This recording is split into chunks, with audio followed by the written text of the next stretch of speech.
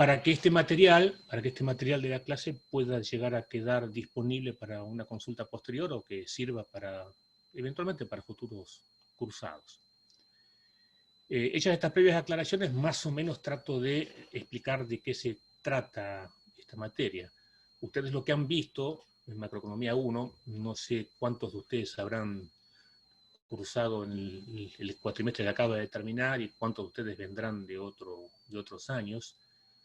Eso sería un curso de macroeconomía básica.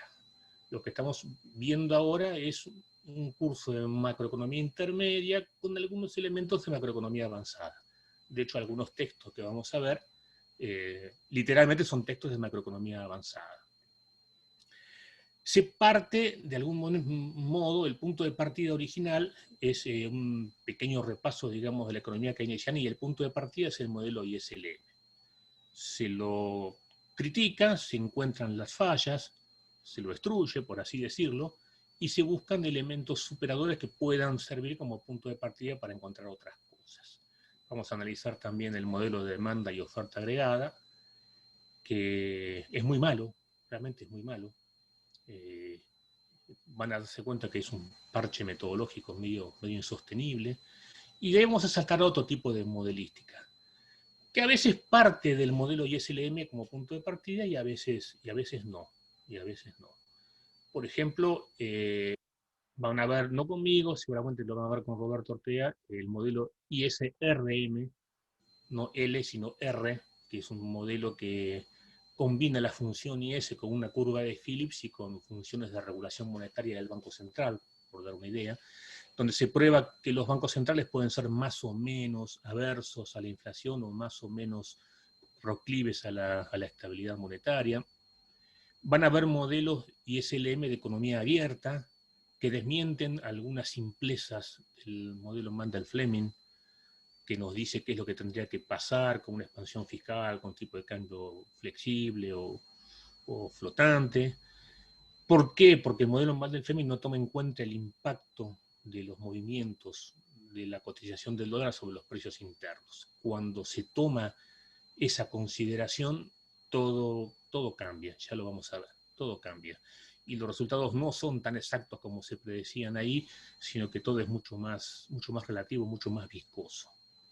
Vamos a ver también un modelo de 4 mercados. El modelo ISLM es un modelo de 2 mercados, que en realidad son 3, pero hay uno que está escondido en un rincón. Vamos a ver cuál es ese mercado que está escondido en un rincón. Y vamos a desarrollar un modelo de 4 mercados, integrando el mercado de trabajo. Ese es el modelo de Patinkin, que antiguamente era el corazón de la materia.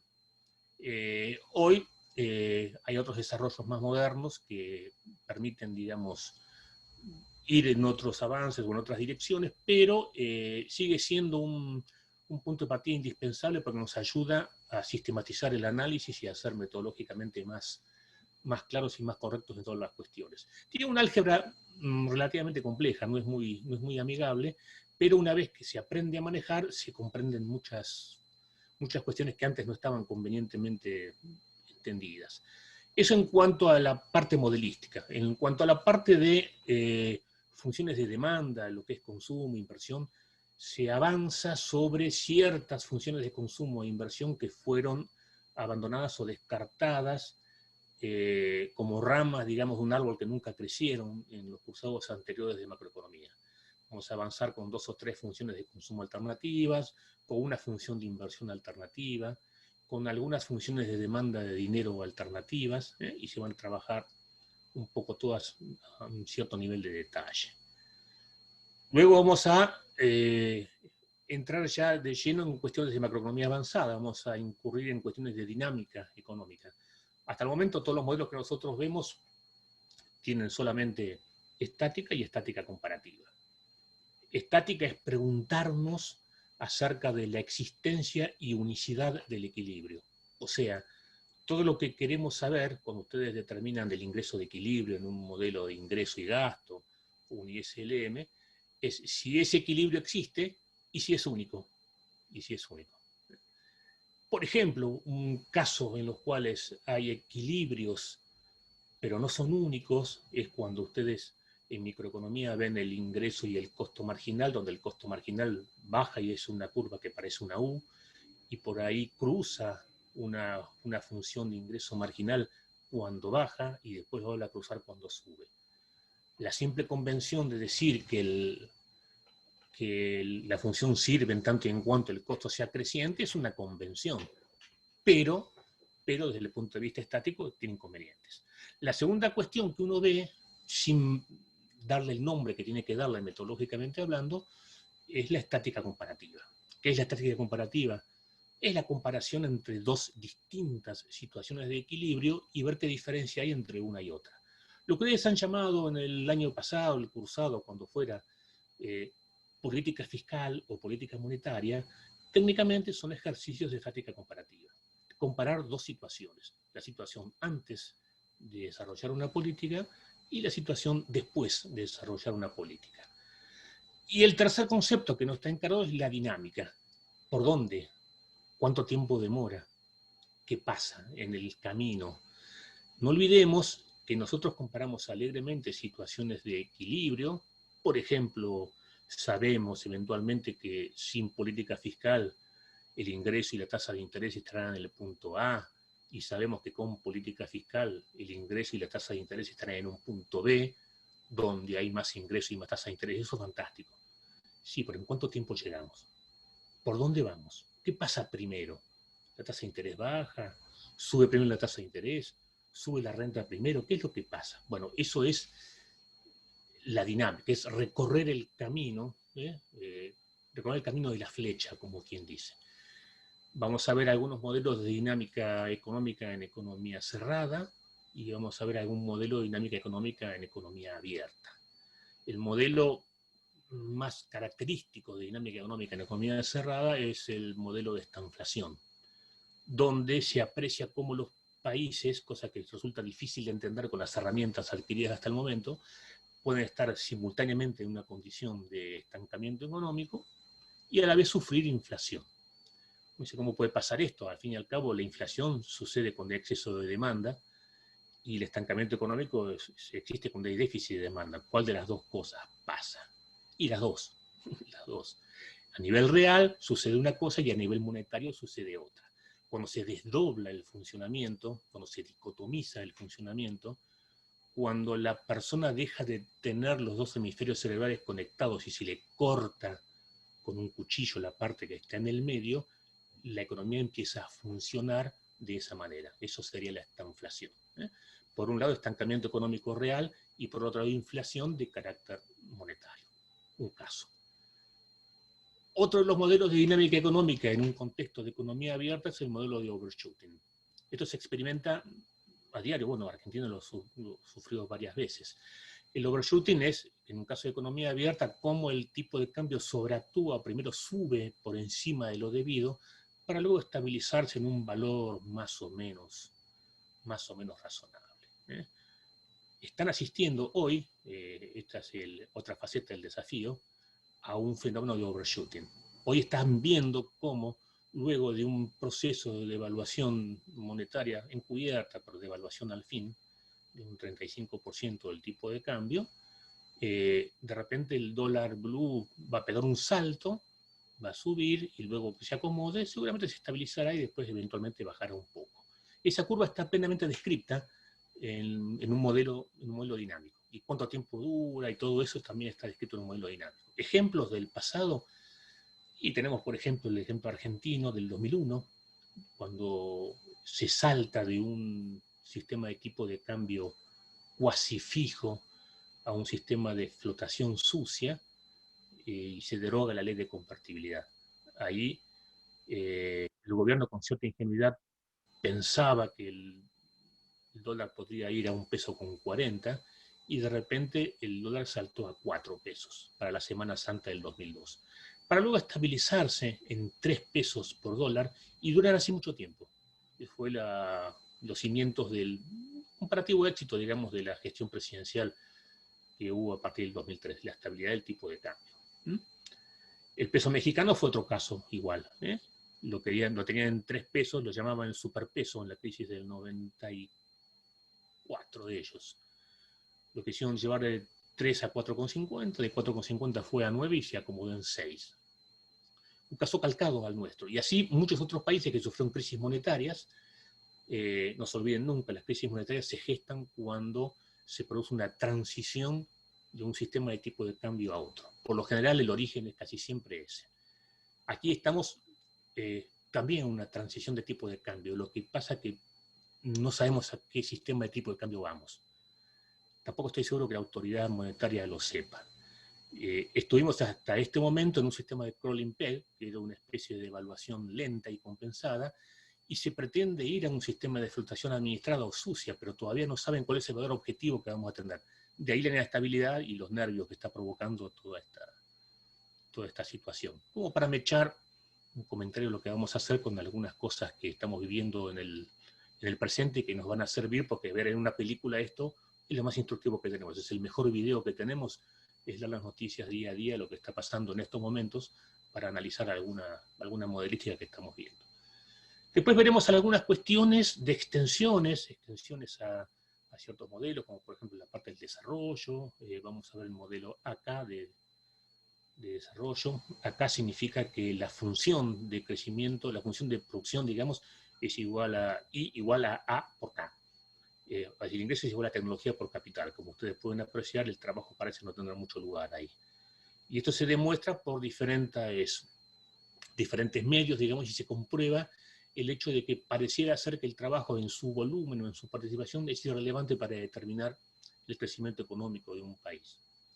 Conclusión lamentable, ¿no? Pero, de hecho, existen los desarrollos económicos y tenemos que aceptarla como tal.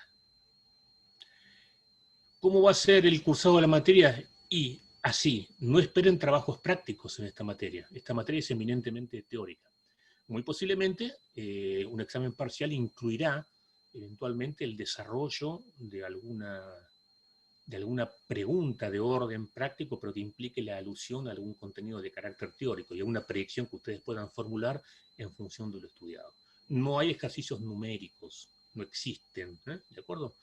Se verá siempre y permanentemente en todo momento alguna aplicación práctica a los casos vistos o alguna posible analogía con hechos de la realidad económica que nos toque vivir, local o internacional, como para ligar, digamos, los conceptos teóricos a la realidad del momento.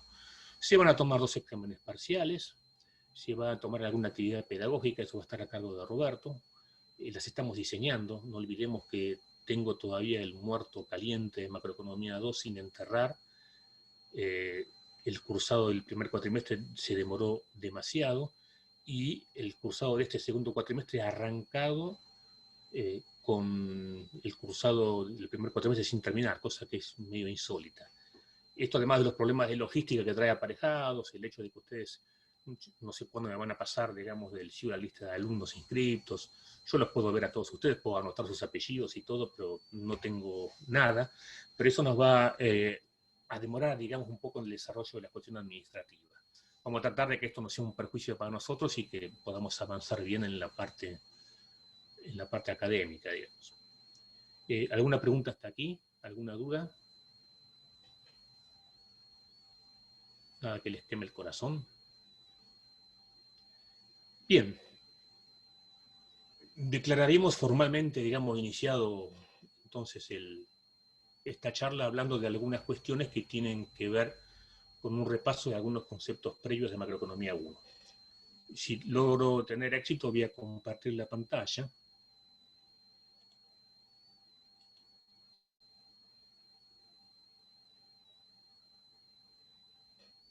¿La pueden ver? Sí, se puede ver. Sí, sí. Bien, perfecto. Sí, se ve bien. Ok. Lo que perdí es el chat. Si me escriben por el chat, acá lo tengo. Lo voy a poner por las dudas en un rinconcito por si alguien hace alguna pregunta. No duden en preguntar, por favor. La gran mayoría de las cosas se supone que ustedes las deberían tener a vista. Lo que pasa es que yo las voy a estar dictando eventualmente desde un enfoque un poco diferente y posiblemente alguno pueda experimentar algún tipo de tropiezo. No dude, por favor, en preguntar. Bien. Vamos a dejar de lado algunas cuestiones que tienen que ver con el origen de la macroeconomía y por qué la macroeconomía es tal y qué sé yo, todo eso ya es historia pasada. Sí es cierto sí es cierto que la macroeconomía es una ciencia bastante joven y que arranca básicamente en los años 30 y que arranca con una convulsión. Arranca en medio de un proceso medio revolucionario, que es una crisis financiera gigante, digamos. ¿Tuvimos recientemente alguna crisis financiera gigante? Sí, la del 2008. Es una crisis financiera gigante. Y todavía no sabemos en qué va a desembocar esto que nos está pasando ahora, que podría ser otra crisis financiera gigante. El mundo ya aprendió que las crisis financieras se manejan o se resuelven con plata, con muchísima plata, con muchísimo dinero inyectado en forma más o menos rápida para evitar las consecuencias nefastas de la crisis. Esto no se entendía mucho en 1929 y por eso la crisis duró como 3 años. Fue extremadamente dolorosa, muy dura. Dejemos de lado las problemáticas personales, los suicidios, las depresiones personales y los problemas de todo el alcoholismo. La ley seca, de alguna manera, fue una consecuencia del alcoholismo, de la crisis en Estados Unidos, por dar una idea. El nazismo fue una herencia de la crisis de 1929, económicamente hablando.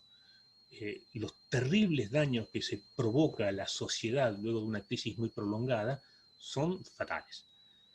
En 2008 se aprendió que esto había que solucionarlo rápidamente y se soluciona con una torta de plata. Una torta de plata. Esta torta de plata luego tiene que ir siendo convenientemente retirada para evitar los efectos que provoca el exceso de dinero, cosa que vamos a analizar también en su debido momento. Pero el pensamiento keynesiano implica una especie de revolución. El tipo empieza a cambiar las reglas de juego de toda la economía tal como se pensaba hasta ese momento. Le decimos Keynes, pero en realidad en inglés se pronuncia Keynes, cosa que nos resulta medio extraño a nuestro modo de pronunciarlo. Vamos a volver a llamarlo a la gauchesca Keynes y listo. Keynes es un personaje muy, muy especial, digamos, desde su vida personal, digamos, tuvo una homosexualidad nunca confesada, digamos, una persona bastante caprichosa, digamos, y tenía un modo genial de pensar las cosas, pero las escribía de un modo, para ser sinceros, muy confuso, muy confuso. Nadie puede decir que haya aprendido economía leyendo los libros de Keynes porque no eran didácticos, no eran didácticos. Por otra parte, anímense y busquen, tomen los libros de Keynes, no van a encontrar un solo gráfico. Keynes era enemigo de los gráficos. Lo que pasó con Keynes y lo que llamamos nosotros el pensamiento keynesiano es una interpretación que hizo un microeconomista que se llama John Hicks de todo el pensamiento keynesiano. Intentó de alguna manera entender lo que el tipo decía, que en algún caso era bastante confuso y muchas veces contradictorio. Muchas veces contradictorio. Por dar una idea, les aclaro que a Keynes no le gustaba mucho el término marginal, por lo cual él habló de la propensión a consumir, pero jamás habló de la propensión media o de la propensión marginal a consumir. Olvídense. La dicotomía, digamos, o la diferencia o el problema de la propensión media y la propensión marginal y los problemas que la diferenciación de ambas trajo son a partir de la reinterpretación que John Hicks hace de lo que escribió Keynes. El modelo ISLM se lo suele llamar como un modelo keynesiano, pero nunca lo escribió Keynes de esa manera. El diagrama ISLM se lo conoce desde 1937 como un diagrama de Hicks y Hansen, donde John Hicks y Alvin Hansen, un teórico del desarrollo, empiezan a intentar interpretar todo lo que decía Keynes en palabras, en páginas y páginas escritas. Y de esa manera empiezan a acomodar un modelo que hoy se lo cree como keynesiano, como si lo hubiese diseñado Keynes, pero así no lo hizo. Así no lo hizo. Con todo, el pensamiento keynesiano fue francamente revolucionario. Fue un cambio de paradigma, un modo de entender diferente las cosas que tenemos y que estamos viendo. La palabra paradigma viene del griego, quiere decir el ejemplo que tenemos acá al costado. Entonces, el ejemplo que teníamos al costado era algo diferente a lo que la teoría interpretaba que existía. Y las herramientas clásicas a ese momento no brindaban ningún tipo de solución, con lo cual la crisis podría haber durado décadas. Él lo resuelve en 2 o 3 años, y revoluciona la economía occidental, por otra parte, por supuesto. Como es la primera cuestión. La primera herramienta de la revolución keynesiana es plantear un cambio en el método de medir las cosas. El método científico. Hasta ese momento se utilizaba el método hipotético deductivo, que implicaba partir de una premisa general y obtener eventualmente conclusiones particulares. Ejemplo, y el principio de la utilidad marginal ponderada. Qué sé yo, una mujer va al supermercado con no sé, 3.000 pesos y resulta que tiene una lista para comprar cosas que vale 6.000. Bueno, si actúa racionalmente, comprará eventualmente, por ejemplo, la mitad de cada cosa. Está la regla general, el precio de todos los bienes, otra regla general, el presupuesto disponible, y después las conclusiones que se obtienen, que son tanto de leche, tanto de galletitas, tanto de puré, tanto de papa, tanto de gaseosa, lo que sea. Sería poco racional que esta persona hubiese ordenado alfabéticamente la lista y hubiese arrancado por la A y cortara la lista a la H, porque hasta ahí le llegó con el presupuesto, y la semana que viene vaya de la I hasta la Z. No tendría sentido darle vino con B corta a los niños si precisaban darle agua, por así decirlo. Esto es un típico ejemplo de racionamiento hipotético deductivo. Es reconocido como un método científico. Mal que les pese, Keynes cambia el método. Lo cambia por la inducción. Ejemplo típico de inducción lo tenemos a mano todos los días. Hoy salió el sol, ¿verdad? Todos lo habrán visto. ¿Mañana va a salir? No hay una razón científica que pueda decirnos que mañana va a salir el sol. Nosotros podemos calmar nuestras penas diciendo que la Tierra gira, que da vuelta, que después de la noche, un ciclo de 24 horas, que no son exactas, pero más o menos, y que va a aparecer. Ahora, la pregunta, ¿puede deducirse que va a aparecer? No. Sin embargo, no obstante, y tal como a mí me viene sucediendo hace casi 60 años y a ustedes les va a volver a pasar también durante muchos años también, seguramente el sol va a salir todos los días. Esto es inducción. Luego de una serie, un conjunto de observaciones muy sencillas, elementales e individuales, uno obtiene o infiere una premisa de carácter general. Yo observo y miro, este día sale a tal hora, este día sale a tal hora. Así se arman las predicciones que dicen en los almanaques antiguos, que dicen hoy el sol va a salir a las 7:05 y se va a poner a las 18:15. Eso es observación pura. No hay un método hipotético deductivo científico que diga esto va a pasar. Bueno, Keynes hizo lo mismo. Hagámosle una pregunta a cada uno de ustedes y ustedes me dirán cuánto ganan por mes, sea sueldo, sea una asignación, sea lo que fuera, y ustedes me dirán cuánto ganan en gastos de consumo. Bueno, en función de eso yo los pongo en una tabla, hago las observaciones y obtengo eventualmente una inferencia estadística que me dice que el consumo es una función estable del ingreso. Si el consumo es una función estable del ingreso, vamos bien. Así que la primera premisa keynesiana que tenemos que encontrar es que el consumo es una función estable del ingreso. Y la estabilidad está marcada por la constancia de ese pequeño coeficiente llamado seminúcleo que figura ahí en la expresión, que es la propensión a consumir. Primer elemento de la revolución. Ahí se demuestra la existencia de la propensión marginal a consumir, que les digo, no lo dijo Keynes, lo dijo Hicks. Hicks empieza a diferenciar la propensión media de la propensión marginal. La media es el cociente entre el consumo e ingreso en todo momento, que nos damos cuenta de que cuanto más rica es la persona, menos gasta en consumo y más ahorra. Y la propensión marginal a consumir, que tiene apariencia de ser más constante, que es el cociente entre el incremento de lo que se consume y el incremento del ingreso disponible. ¿Vamos bien hasta ahí? Segunda cuestión. Keynes, y no otro, plantea la relación aparentemente decreciente que existe entre la inversión y la tasa de interés. la tasa de interés parece ser un estímulo negativo, un estímulo inverso, digamos, por así decirlo, a la inversión. Desde el punto de vista de que cuando la inversión, cuando la tasa de interés aumenta, la inversión disminuye, y a la inversa, cuando la tasa de interés disminuye, la inversión aumenta. Este vínculo, si bien muchos lo intuían, no estaba perfectamente claro, digamos, no estaba perfectamente establecido como una regla teórica tal cual ustedes la reciben en todos los cursos que se vienen dando desde hace 40 años a esta parte. Se pensaba que la tasa de interés vinculaba a otro tipo de mercados, tal como el mercado de fondos prestables. La gente que quería poner la plata a un interés y la gente que necesitaba pedir prestado.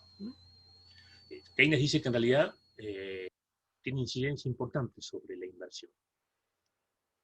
Tercera herramienta, el multiplicador. Si la inversión depende de la tasa de interés y la inversión puede motivar un aumento en el ingreso, y el aumento en el ingreso puede motivar un aumento en el consumo, y el consumo puede motivar otro aumento en el ingreso, y el ingreso puede motivar otro aumento en el consumo, siendo que C minúscula es estable, suceden una serie de iteraciones o una serie de incrementos que pueden demorar un buen tiempo, eventualmente entre 6 meses y 2 años, más o menos, que matemáticamente se prueban como la formulita que yo veo ahí, donde 1 es el primer incremento, donde C es el incremento en el consumo luego del primer incremento del ingreso, donde C al cuadrado es el segundo incremento. Cuando aumenta el consumo, aumenta el ingreso en C, y si aumenta el ingreso en C, el consumo aumenta en C al cuadrado, y así sucesivamente, C al cubo, C a la cuarta, hasta C a infinito. Esto matemáticamente se lo llama una serie de Taylor de término decreciente. Esto tiene un límite, por límite me refiero al hecho de que no es una cantidad infinita, no es una cantidad infinita, y el límite es lo que está puesto ahí a la derecha, el famoso multiplicador. El incremento de la inversión multiplicado por 1 sobre 1 menos C. Conocido al principio en la teoría macroeconómica con la letra K, y hoy se lo utiliza más con una letra llamada alfa. Casi todos los textos utilizan alfa. La letra K no hacía referencia a Keynes, la letra K hacía referencia a Kant, que era un discípulo de Keynes que lo descubre. Todo el mundo cree que el multiplicador es keynesiano. No, el multiplicador es K porque es de la K de Kant, no de Keynes.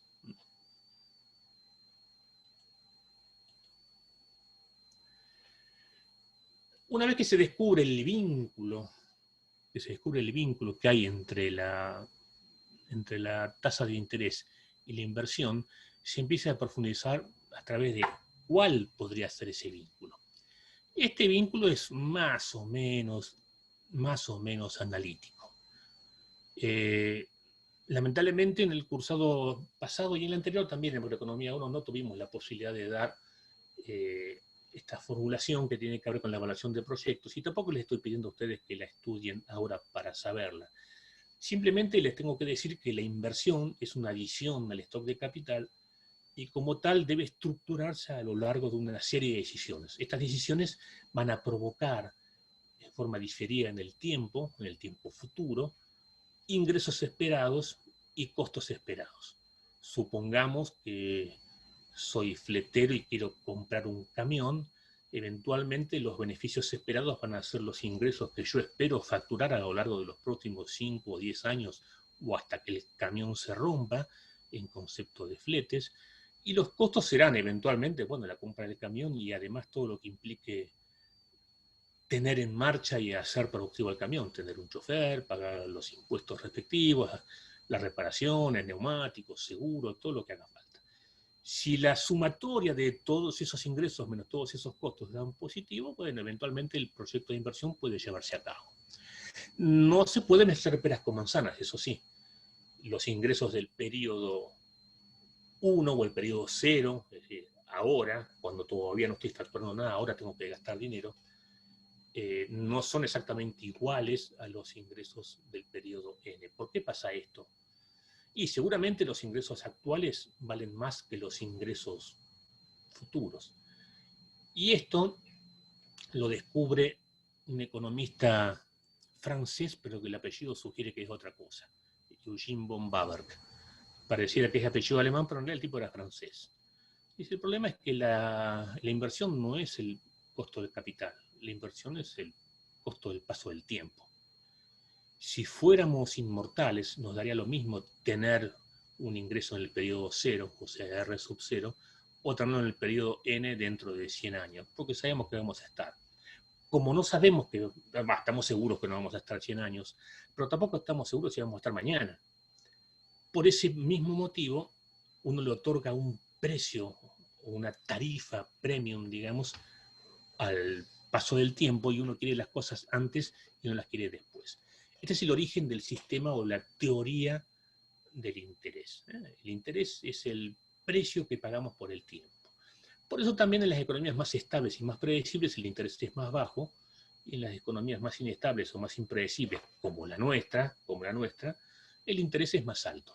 Entonces la evaluación de proyectos implica aplicar esta formulita que es un clásico y que sirve siempre para demostrar si un proyecto debe ser aprobado o no. Si uno estructura todo esto en una gigantesca planilla, el Excel es perfectamente viable para utilizarlo, y uno evalúa esto y los pondera por una cierta tasa de interés, bueno, si ese valor es positivo, no hay ningún problema. El proyecto puede llevarse a cabo, y si el valor no es positivo o es negativo, el proyecto no debe llevarse a cabo.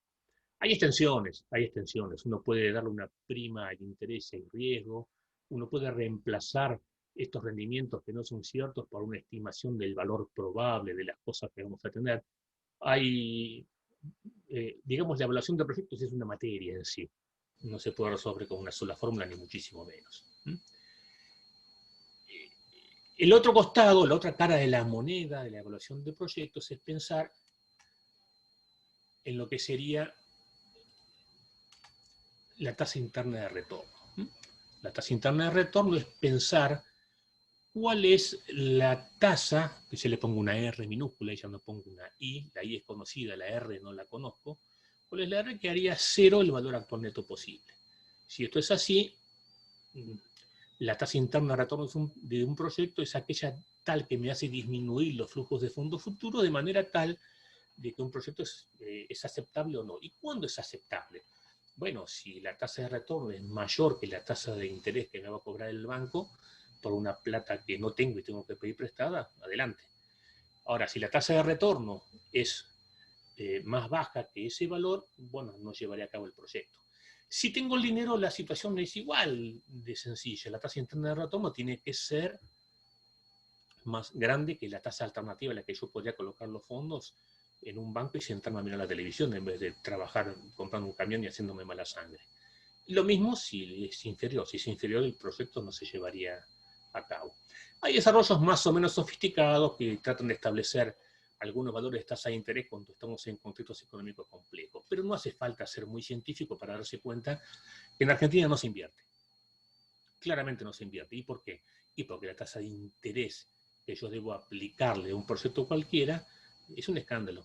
Y si eso es cierto, hay muy pocos proyectos de inversión que puedan eventualmente rendir tanto o más que la tasa de interés. Esto sin contar todos los factores que pudiesen hacer que una inversión sea complicada.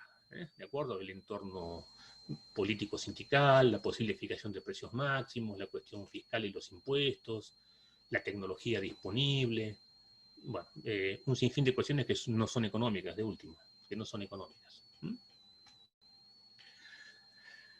Keynes le llamaba la eficacia marginal del capital, a este proceso, donde la suma de las tasas internas de retorno de todos los proyectos de inversión se podían equiparar en un conjunto de inversiones de toda la sociedad o de toda la economía o de todas las empresas de la economía, y de esa manera ver cómo de algún modo las empresas invertían si la sumatoria de los valores actuales netos de estos proyectos de inversión eran o no eran mayores a la tasa de interés del mercado, que yo estaría marcando ahí como esa línea horizontal, digamos. El concepto fue migrando y fue cambiando de modo tal de que no se lo llama más eficacia marginal del capital, sino que se lo llama más bien eficiencia marginal de la inversión. Porque lo que debemos considerar en primera instancia que lo que estamos evaluando no es el capital, sino la inversión. ¿De acuerdo? Y la inversión es un flujo, la inversión vendría a ser el chorro de la canilla y el capital es el balde que se va llenando. ¿Bien? El capital es un concepto estático, una variable de stock, y la inversión es una variable de flujo. Lo que estamos midiendo es la eficiencia de un flujo, o sea, de qué manera obtienen los resultados al menor costo posible. Así, en ese esquemita muy sencillo, a medida que yo estoy tirando funciones de valor actual neto decreciente, que son cada una de esas rectas decrecientes que se suman cada vez más, estoy agregando stock de capital a la economía. En cada ronda sucesiva, cada vez que los proyectos más rentables se van haciendo, quedan los proyectos menos rentables hasta que llegamos a un punto en el cual llegamos al capital óptimo, K sub 0. Ese capital óptimo K sub 0 va a determinar que la productividad marginal del capital, ya no la inversión, sino todo el capital, es equivalente a la tasa de interés del mercado del sistema. Ese es el equilibrio de una economía global, que se une o se equipara con con todos los sucesivos proyectos de inversión llevados a cabo por cada una de esas empresas. Aquí en este recuadro verlo detallo. La eficiencia marginal de la inversión implica que los inversores demandarán bienes de inversión, no bienes de capital, bienes de inversión, en tanto y en cuanto la tasa de retorno de los mismos supere el costo de adquirirlos. Por eso la eficiencia marginal de la inversión es inherente a cada proyecto de inversión, mientras que la productividad marginal del capital es relativa a todo el capital de la economía hasta el último proyecto de inversión incorporado. O sea, sería la línea punteada K sub 0. Más que eso no, porque más que eso no hay ningún proyecto de inversión que rinda más que la tasa de interés que estamos viendo ahí en ese lugar, si es que hemos sido coherentes en el sistema. ¿Qué le pasa al sistema argentino? Y lo que le pasa es que la línea horizontal está muy alta. Al estar muy alta, no existen proyectos, o por lo menos no existe una suficiente cantidad de proyectos con un valor actual neto suficiente como para superarla, y por eso la inversión se detiene. ¿Qué es una inversión detenida? Y es dramático. Eso hace colapsar el stock de capital y hace eliminar la potencial producción de bienes futuros. ¿Cuánto es una tasa de inversión en la economía que garantiza que el Producto Bruto crezca? En Argentina es del 20%. En Argentina es del 20%. ¿Cuánto se está invirtiendo hoy? Con suerte el 12%. Con suerte el 12%. Medido en puntos sobre el PBI. Si tenemos un PBI de alrededor de 400.000 millones de dólares, ustedes se darán cuenta que precisamos por lo menos 32.000 millones de dólares de inversión para lograr que la economía retome una senda de crecimiento y dejemos de estar mal. ¿Cómo se consiguen 32.000 millones de dólares de inversión? Bueno, hay que conseguir primero un estándar de país que atraiga el capital y las inversiones, no hay que poner traba a los inversores, no hay que cobrarle demasiados impuestos a las empresas que vengan, hay que vestirse con las mejores ropas para demostrar que somos un país amigable, hay que tratar de evitar que se produzcan conflictos sindicales que hagan que las empresas se cansen y se vayan. En definitiva, si ustedes se ponen a pensar todo lo que no estamos haciendo, por lo cual el pronóstico es... o sea, el diagnóstico es malo y el pronóstico es peor. Vamos a otra herramienta de la revolución keynesiana. Hasta el momento en que Keynes empieza a trabajar con la teoría del dinero, porque el consumo fue uno de sus grandes logros, la inversión fue otro, y el tercer logro lo podemos llamar lo que hizo con la demanda de dinero. Hasta ese momento, la demanda de dinero se regía por esa expresión que está ahí arriba, que es una derivación marshalliana de la teoría cuantitativa del dinero de Irving Fisher. Fisher no era un economista, era un matemático, tuvo que ir un matemático a salvarle las castañas a los economistas, es el que demuestra que la ecuación de cambio, que M por B es igual a P por T, o sea que la cantidad de dinero que circula multiplicada por la velocidad de veces que cambia de mano equivale a la cantidad de transacciones multiplicada por sus precios, y eso convenientemente adaptado se transforma en la ecuación de saldos reales y muestra, digamos, que la demanda para transacciones es K, que es una proporción menor a 1 del ingreso. ¿Qué esto implica? Que uno va a tener sistemáticamente un cierto porcentaje de la guita que uno gana, sistemáticamente como efectivo, para realizar compras y ventas. Se puede estimar este porcentaje en un 20, un 25, un 30%. Esto oscila, baja cuando sube la tasa de inflación, baja cuando aumenta el riesgo, sube cuando estamos en situación de guerra, baja cuando estamos en situación de paz, sube para las economías urbanas, baja para las economías rurales. Bueno, en general hay bastantes, sube para las mujeres, baja para los hombres. En general hay bastantes reglas que podrían explicar, por así decirlo, cuánto efectivo desea tener la gente en sus bolsillos al momento de arrancar, digamos, por así decirlo. El descubrimiento keynesiano es que no es este el único motivo para tener el dinero. No es este el único motivo para tener el dinero. Para la excepción de ustedes, no son 3 los motivos. En realidad, Keynes había planteado 4 para los particulares y 7 para las empresas. Los planteó tan mal que los 7 de las empresas pasaron al olvido y de los 4 quedaron 3. Los 7 eran los motivos empresa, que eran todas situaciones que implicaban más bien descripciones de las conductas empresariales. Precaución, cálculo, avaricia. Eran todas descripciones de estados anímicos o de condiciones naturales, digamos, o adquiridas de los empresarios. No sirvió, no sirvió. De las 4 de los particulares, había una cuarta que era el motivo de empresa, que no lo explicitó muy bien, y Hicks, un poco otra vez Hicks, elige quedarse con las 3 primeras, que parecen ser las más interesantes. Son 3 motivos. Uno es el motivo de transacciones y el otro es el motivo precaución y especulación. Algunos atribuyen al L sub 0, que no está en todos los libros de texto,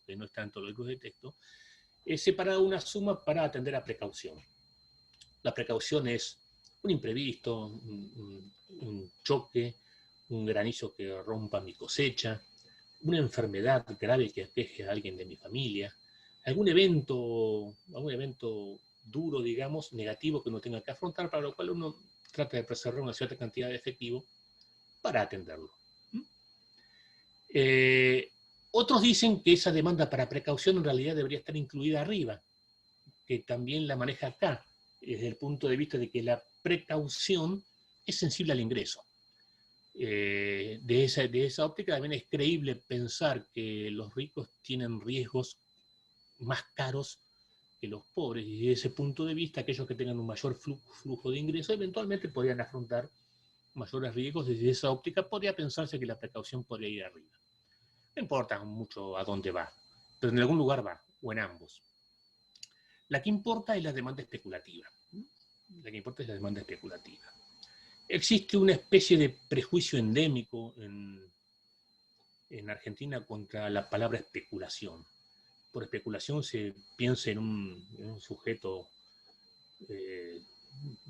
desagradable, con anteojos y una mano, mirando cuánto ganó, digamos, y cuánto perdió, y decidiendo sacar o poner el dinero de inversiones financieras y que no trabaja. Bueno, yo les digo que en tanto y en cuanto ese dinero, ese sujeto lo ponga en entidades financieras, eso financia proyectos de inversión y las empresas crecen y el país también, gracias a ese sujeto despreciable. Digamos. El especulador no es necesariamente un sujeto demoníaco.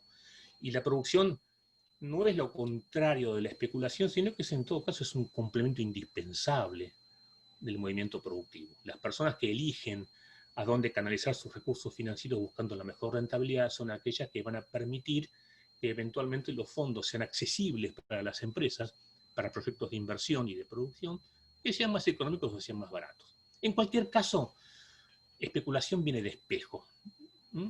Especula en latín quiere decir espejo. Y Ricardo, esto, sí, perdón, ¿escucho? ¿Una consulta? sí, el tema es que no tenemos mercado ni siquiera en Argentina. O sea, como para que vengan personas a poner el dinero y que terminen en en una actividad rentable, digamos, que genere trabajo, porque ni siquiera tenemos mercado. Y cada vez es menor. Sí, tu apreciación es correcta, sí. El hecho de que no hay un mercado de acciones tampoco, no hay un mercado de dinero tampoco, pero un mercado, hacemos la definición de mercado. Es un lugar no necesariamente físico donde se juntan la oferta y la demanda y determinan un precio de algo. la determinación de un precio de algo, si está a cargo de la oferta y la demanda, vamos bien. Ahora, si la determinación del mercado va a estar constantemente interferida por acciones o decisiones del Estado, y vamos mal, vamos mal. ¿Por qué? Porque en la medida en que esas decisiones son intempestivas y modifican los precios de mercado unilateralmente, se le quita estabilidad al mercado, se le quita predictibilidad al mercado y el potencial oferente, digamos, no entra, no entra. Ejemplo concreto, imagínate que yo soy representante de una empresa extranjera que tiene ganas de invertir en energía y que encuentra que Argentina es un mercado deseable. ¿Y qué voy a meterme yo si el precio de la energía no lo puedo predecir? Que en cualquier momento el Estado va a decidir literalmente poner un precio máximo de la energía y con eso regula mi rentabilidad, regula mis costos, determina cuánto personal voy a tener y determina mis planes de inversión o determina la paralización de mis planes de inversión cuando eventualmente también podría suceder que se me acuse de algo. Y bueno, entonces eso es imposible. Estamos hablando de situaciones en las cuales el mercado funciona. Hay numerosos lugares donde el mercado no funciona o literalmente, como decís vos, no existe. No existe. Si existiera, pasaría todo esto que te estoy diciendo.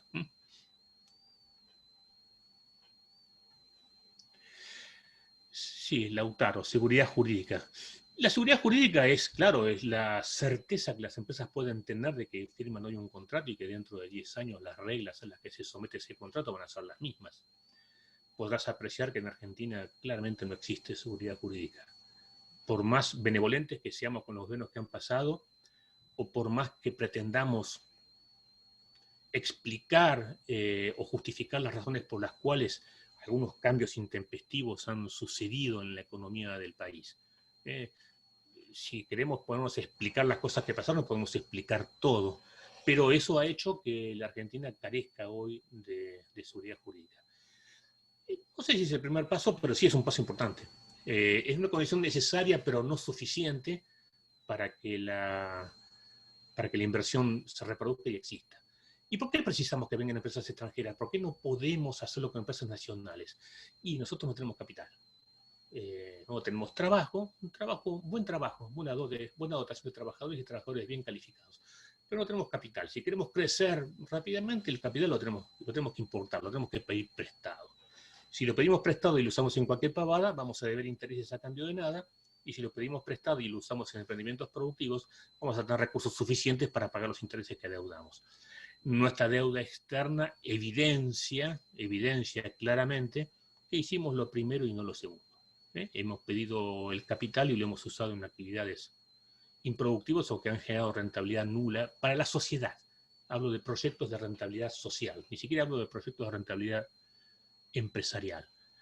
La seguridad jurídica es no me quiero meter en otro terreno, pero es uno de los tantos componentes de lo que uno llamaría el clima de negocios. El clima de negocios está compuesto por una actitud favorable a las empresas, está constituido por una ausencia de conflictos sindicales, está atravesado, digamos, por la inexistencia o la laxitud de ciertas regulaciones que impiden que ciertos servicios se puedan prestar. Ahí te pongo 2 o 3 ejemplos.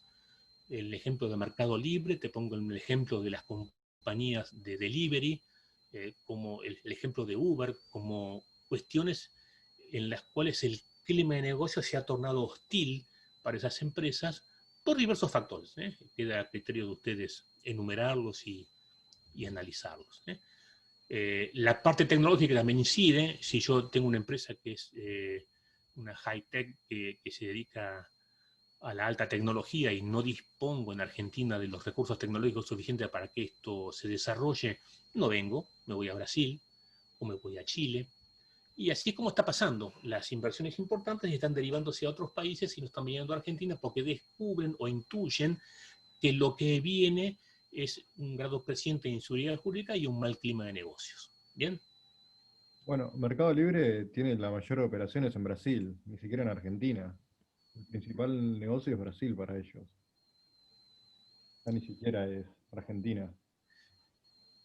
Sí, no olvidemos que lo es porque creció en Argentina y una vez que creció en Argentina se proyecta a otros mercados y como Brasil tiene una población de 300 millones de habitantes y nosotros 40, era lógico y esperable que tarde o temprano los negocios en Brasil superaran los negocios en Argentina, pero una empresa argentina, es una empresa argentina comandada por un argentino, con una idea argentina y con un desarrollo de capital. Mirá, la empresa está valiendo hoy 50.000 millones de dólares. Para poner las cosas en su lugar, Techin capaz que valga 3.600 millones de dólares.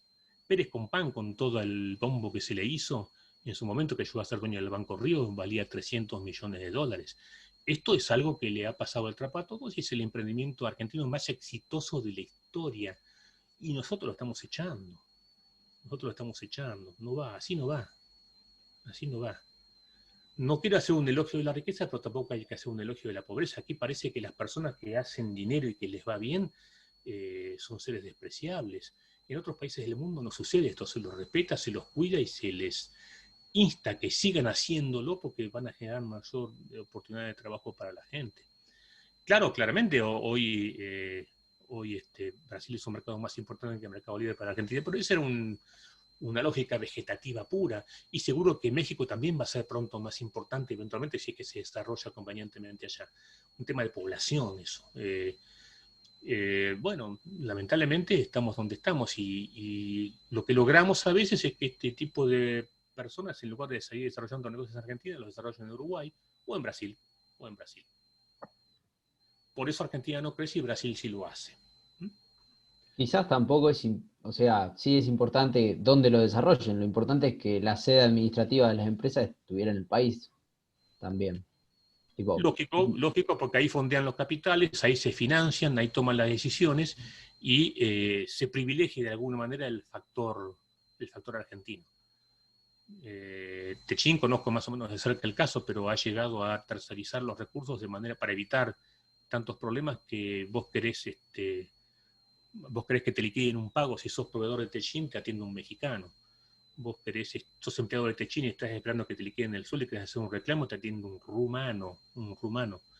Y esto es porque las divisiones, las unidades de negocios y los departamentos, departamentos gerenciales de la empresa, es más rentable que se pongan en cualquier parte, menos en Argentina.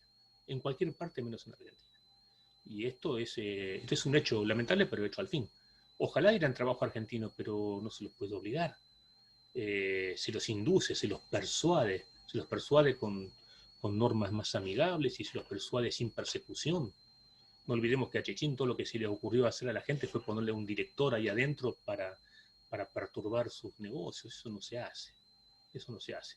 Te recuerdo que el director es hoy gobernador de la provincia de Buenos Aires. Ese director de aquel momento hoy es gobernador de la provincia de Buenos Aires. ¿Y cómo llegan a directores? Peor, ¿cómo llegan a directores? Llegan a directores cuando a través de la idea brillante de un ministro de Economía, que no fue alumno mío por poco, que se llama Amado Boudou, no fue alumno mío por 2 o 3 meses, se apropia de los fondos desde las AFJP y directamente se los incauta y se queda con todo el capital activo de las AFJP. Y esas AFJP tenían en su cartera, obligados por supuesto por el Estado, a tener acciones de diversas empresas. Cuando tuvieron acciones de diversas empresas, se tornó el Estado súbitamente en dueño de montones de acciones y entonces se consideró con derecho a elegir directores. Esto condujo, digamos, a una especie de estatización forzada de muchas compañías y tuvieron que cederle asientos en el directorio a funcionarios estatales que a veces iban a ayudar y a veces no. A veces no. Esto, sinceramente, nunca hubiese sido aceptado en ningún país del mundo y sucedió aquí en Argentina. Esto compone todo un cuadro de situación o un escenario teatral, si se quiere, que es difícil desarticularlo. Es difícil desarticularlo. Ese es otro problema de la seguridad jurídica. Otro ejemplo es el de las AFJP. Eso fue el mayor robo posible a las personas que aportaron, que aportaron 30 años para las jubilaciones que tienen. Fue un robo increíble. Claro, lo que se cambia ahí es metodológicamente cuál es el sistema se pasa a un sistema de capitalización en el cual yo aporto y me voy a jubilar en el futuro con lo que yo aporte, con lo cual se estimula mi ahorro. Y ese ahorro puede financiar inversiones, puede financiar proyectos de vivienda, lo que fuera. Se pasó a un sistema de reparto que se podría resumir en una frase, es que te banque tu nieto. ¿Estamos? Lo que yo aporto va a parar a una bolsa común con el cual se paga a otros y eventualmente vos me vas a bancar a mí cuando yo me jubile, o eventualmente mi nieto me va a bancar a mí cuando yo me jubile. Y ellos van a tener que aportar para que yo cobre, porque lo que ellos tengan no existe en ningún lugar. Y ellos a su vez, cuando sean abuelos, los bancarán sus nietos. En el medio existió una masa increíble de fondos que desapareció toda, desapareció toda. En rigor de verdad, por ejemplo, en Chile se llaman AFP, Italia la J, y en su momento tuvieron un auge importante y después, bueno, con los vaivenes también políticos, el gobierno no las disolvió, pero las limitó, pero toda vez que se pasaba o se migraba un empleado inscrito en una AFP al gobierno, se le entregaba en un cheque o se le acreditaba en cuenta los fondos depositados hasta ese momento. Aquí que yo sepa no se le dio un centavo a nadie, a nadie. Eso es literalmente, en mi barrio le decimos afano, digamos, ¿no? Ustedes verán cómo lo llaman. Ustedes verán cómo lo llaman. Sí, sí, parte de los aportes van a parar al Fondo de Garantía y Sustentabilidad. Ese Fondo de Garantía y Sustentabilidad se banca, digamos, con una parte del impuesto a los combustibles, cuando ustedes cargan nafta va para los jubilados, con otra parte de los impuestos, por ejemplo, a internos, a los cigarrillos, hay de todo un poco. Y ese fondo se sostiene, digamos, con ese aporte de todas esas cuestiones, más los aportes del Estado y, bueno, los aportes de los cotizantes activos, como se diría, por ejemplo, en Chile. La intangibilidad del Fondo de Garantía y Sustentabilidad se ha pretendido varias veces establecer por ley, pero todavía no se ha logrado, y ese fondo está en manos de los directivos.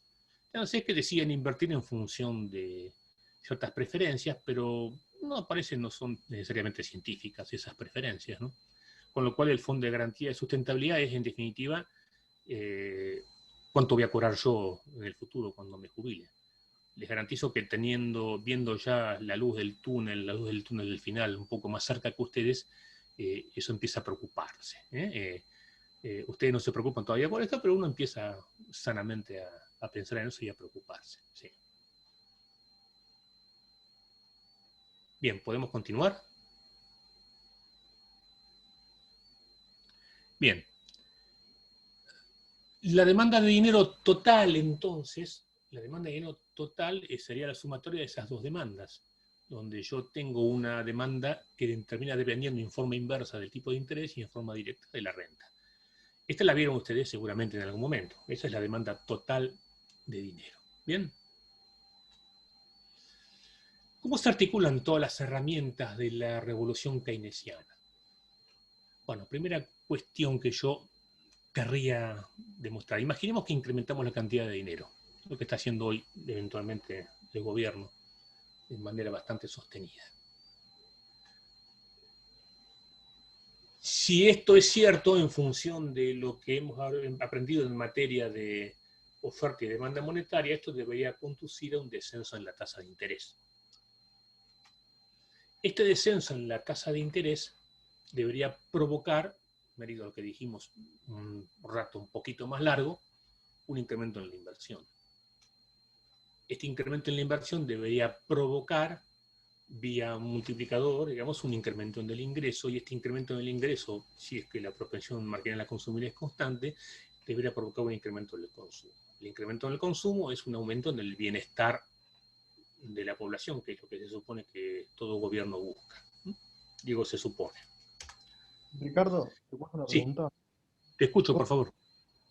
¿Por qué, no entiendo bien, o sea, por qué si aumenta la cantidad de dinero tendría que disminuir la tasa de interés? O sea, Ajá. ¿no serían factores endógenos? O sea, no sé. No, lo vamos a ver en un segundo, pero vos tenés que razonar el hecho de que si yo pongo en un cuadro, en un eje los pesos y pongo en otro eje, cosa que lamentablemente acabo de comprar una tableta para digitalizar dibujos y tengo dificultades para poner en esta computadora. No la pude estrenar hoy. Si no sigo sin poder hacerlo, voy a aparecer desde una notebook la próxima. Pero te podría hacer un dibujito donde yo me enfrento a una oferta monetaria que es rígida, que es una recta vertical, y en un eje tenemos la tasa de interés y en otro eje tenemos los pesos. La demanda de dinero, si es decreciente en función del tipo de interés, por la cuestión especulativa, esa demanda es como una función de demanda de bienes cualquiera. Si yo aumento la oferta de dinero, o sea, si yo desplazo la función de oferta monetaria hacia la derecha, la tasa de interés de equilibrio va a tener que disminuir forzosamente. Esto va a depender de cuán empinada sea la demanda monetaria. ¿De acuerdo? Cuanto más empinada sea, más va a disminuir. En breve, en esta presentación, vamos a encontrar un casito eso que te va a demostrar esa situación. Invariablemente, si yo aumento la cantidad de dinero, la tasa de interés disminuye. Invariablemente. E invariablemente a la inversa. Si la reduzco, la tasa de interés aumenta. Profe, ¿eso no tenía su justificación en el mercado de bonos? ¿O Ni podría explicarse sin el mercado de bonos. Pero sí, es cierto esto. A ver, supongamos que yo me encuentro súbitamente con una cantidad de dinero muy importante, que me sobra. Yo ya he satisfecho todas mis transacciones y, bueno, ¿qué hago con la plata que me sobra? Dejemos de lado la adquisición de moneda extranjera porque este modelo no lo permitiría. Pero supongamos que yo decido, también tampoco hay banco, estamos muy limitados, pero imaginemos que existen los bancos por un segundo y yo voy al banco. Y como yo, unos cuantos vamos al banco, vamos todos al banco. Entonces el gerente del banco, que siempre tiene una ventanita por la cual mira, digamos, cómo está el banco de afuera, a ver quién viene, quién no viene, mira por la persiana y se asoma y ve que hay una cola de gente y pregunta, ¿qué viene toda esa gente? Bueno, esa gente viene a depositar. Cuando esa gente viene a depositar y tanta gente viene a prestarle al banco, por así decirlo, el gerente del banco se envalentona, dice, bueno, voy a pagarle un punto de interés menos, total, tengo tantos que si se van algunos me va a ir bien igual. A la inversa, si no viniera nadie y el banco tuviera vencimientos o tuviese que pagar cheques y no tuviese plata y viera que hay 2 personas nomás en la cola, los quiere retener a como sea o como de lugar, y en ese caso les subiría un punto la tasa de interés para conseguir el dinero de ellos. Les pide prestado y les paga un interés por ello. Ese ejemplo sencillo te explica que no haría falta el mercado de bonos para demostrar que cuando esto sucede y a la gente le sobra el dinero, la tasa de interés empieza a descender. La contracara sería, sí, eventualmente, que yo voy a colocar bonos. Colocar bonos es prestarle a las empresas. Exactamente lo mismo. En vez de prestarle a los bancos, voy y le presto a las empresas. Compro un bono de una empresa y cuanto más bonos compro, digamos, más coloco mi dinero y de esa manera las empresas más se financian. Sería lo mismo. Keynes decía que el mercado de los bonos es un espejo de la demanda especulativa de dinero. De ahí la palabra especulación, ¿no? Entonces ahí, en esa flechita verde, interfiere esto que estoy poniendo ahí, que sería L sub I, que es la demanda especulativa de dinero. Por eso estoy diciendo, no es imprescindible tener en cuenta el mercado de bonos para demostrar que esto sucede o que esto pasa. Lo que hace que la tasa de interés descienda y que esto provoque que la inversión aumente es, como ya lo vimos, la eficiencia marginal de la inversión. Si la inversión depende efectivamente de la tasa de interés y yo logro vía mercado monetario que la tasa de interés baje, voy a hacer que la inversión suba. El milagro de eso lo provoca otro descubrimiento, otra herramienta típicamente keynesiana. El hecho de que la inversión repercute en un aumento del producto que sea mayor, ya sabemos que lo provoca el multiplicador. El multiplicador hace que un incremento en la inversión pueda tener un efecto 2 o 3 o 4 veces mayor en el producto, al menos en su versión más simple. Y el hecho de que el aumento en la renta se traduzca en un aumento en el consumo es el milagro, digamos, de la constancia de la propensión marginal a consumir. Dense cuenta que sin estas 4 herramientas azules la cosa no camina. Ahora se le atribuye genéricamente a Keynes el rol o el mote, digamos, de estatista. No era necesariamente estatista Keynes, lo que pasaba era que Keynes descreía de la eficacia de los 2 primeros instrumentos. Fíjese que trazaba una línea punteada a propósito, partiendo al medio la inversión, donde yo tengo la inversión, la política monetaria a la izquierda y la política fiscal a la derecha. La política monetaria implicaba que manejar todo un escritorio y un teléfono, manejarlo desde el mercado monetario. Yo logro que la tasa de interés baje y con eso empiezo a poner en marcha la máquina. La política fiscal es invertir yo mismo, yo Estado. y lograr que el incremento en el producto y su realimentación, consumo a ingreso, ingreso a consumo vía multiplicador, noten la flecha esa curva que va arriba y que retroalimenta como un feedback, eso se conseguiría con la política fiscal. Keynes planteaba que existía la posibilidad de que la política monetaria fracasara en esos momentos, fin de los años 20, a principios de los 30, en tener un éxito en esta situación. El primer fracaso podría ser atribuible a la trampa de liquidez. La trampa de liquidez implicaba que cuando la oferta monetaria aumentaba, la tasa de interés no bajaba. Me remito al gráfico anterior, no voy a volver ahora porque voy a tener que reproducir toda la animación. Pero si la demanda de dinero es casi horizontal, yo por más que aumente la oferta monetaria, la tasa de interés no desciende. Si la tasa de interés no desciende, nada de lo que viene después se activa. El segundo fracaso podría ser atribuido al hecho de que la inversión fuese inelástica a la tasa de interés. Esto es, que la función de inversión fuese demasiado vertical, digamos, con relación al tipo de interés, y si esto pasaba, por más que yo hiciera que la oferta monetaria descienda la tasa de interés, y por más descenso de tasa de interés que haya, la inversión no aumenta. ¿Y por qué la inversión no aumenta? Y porque Keynes dice que la inversión no depende solamente de la tasa de interés. Depende del clima de negocios, depende del aumento esperado de las ventas, depende de las posibilidades de financiamiento que yo tengo, depende de los impuestos, depende de las utilidades adquiridas que yo tengo, acumuladas, que yo pueda aplicar al proyecto, depende de la flexibilidad o inflexibilidad de un sistema bancario, que me cuide o no me cuide para hacerlo. Con lo cual, si estos dos monjes negros, digamos, hacían fracasar la primera parte, yo tengo que ir por la segunda. Eso derivaba en que, forzosamente para Keynes, sacar a la economía occidental íntegra de ese estancamiento implicaba un ejercicio importante de política fiscal. De ahí se le atribuyó para siempre, digamos, al keynesianismo esa cosa de ser estatista, cuando en realidad por ahí no necesariamente lo era. No olvidemos que la teoría de Keynes es esencialmente monetaria. ¿Cómo se articula el modelo keynesiano? Bueno, se articula por lo menos en dos grandes fuentes. Uno, el mercado de bienes, que es la que llamaríamos la cruz keynesiana o el aspa keynesiana, digamos. Se caracteriza por tener un problema o por estar manca, el aspa keynesiana. Ustedes notarán que hay ahí una línea auxiliar, digamos, punteada, que se supone que presenta un ángulo de 45 grados con relación al origen. Eso determina, por trigonometría, digamos, que la tangente de un ángulo me hace que siempre todo lo que mide a lo largo de cualquiera de sus puntos en el eje de abscisas es exactamente lo mismo que lo que mide en el eje de ordenadas. A eso se le llama pomposamente oferta global, pero no hay oferta. No hay una función de oferta. No hay ningún lugar donde yo esté viendo que se me diga, bueno, ¿cuánto puede ofrecer esta economía? Bueno, la respuesta a esa pregunta, ¿cuánto puede ofrecer una economía? Es todo lo que me pidas.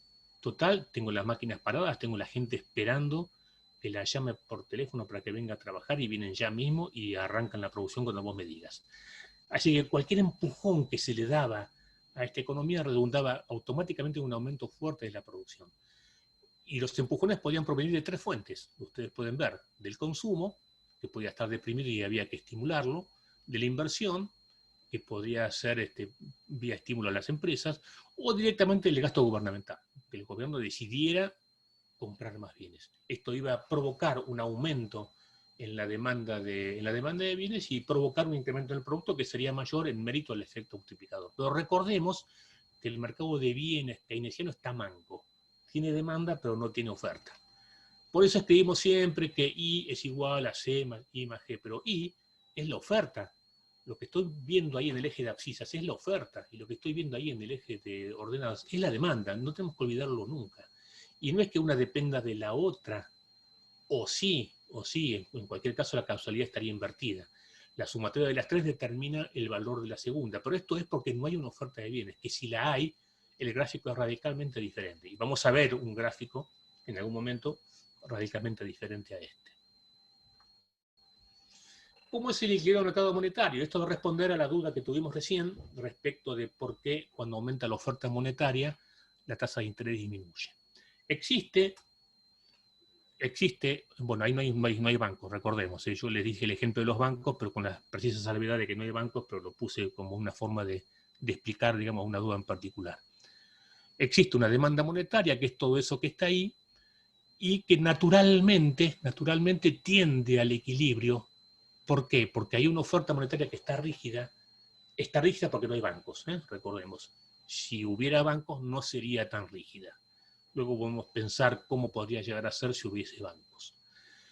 Por ejemplo, pensemos en el sector BC. La tasa de interés es demasiado alta, la gente no demanda tanto dinero porque se lo saca del bolsillo y lo lleva a invertir, por ejemplo, en bonos, como se ha dicho por ahí, o eventualmente, si supusiéramos por algún momento que existía el sector bancario, lo llevarían a un banco. Cuanto más van al banco, se produce la flecha descendente que les muestro. Mucha gente haciendo cola en los bancos y la tasa de interés lentamente descendiendo.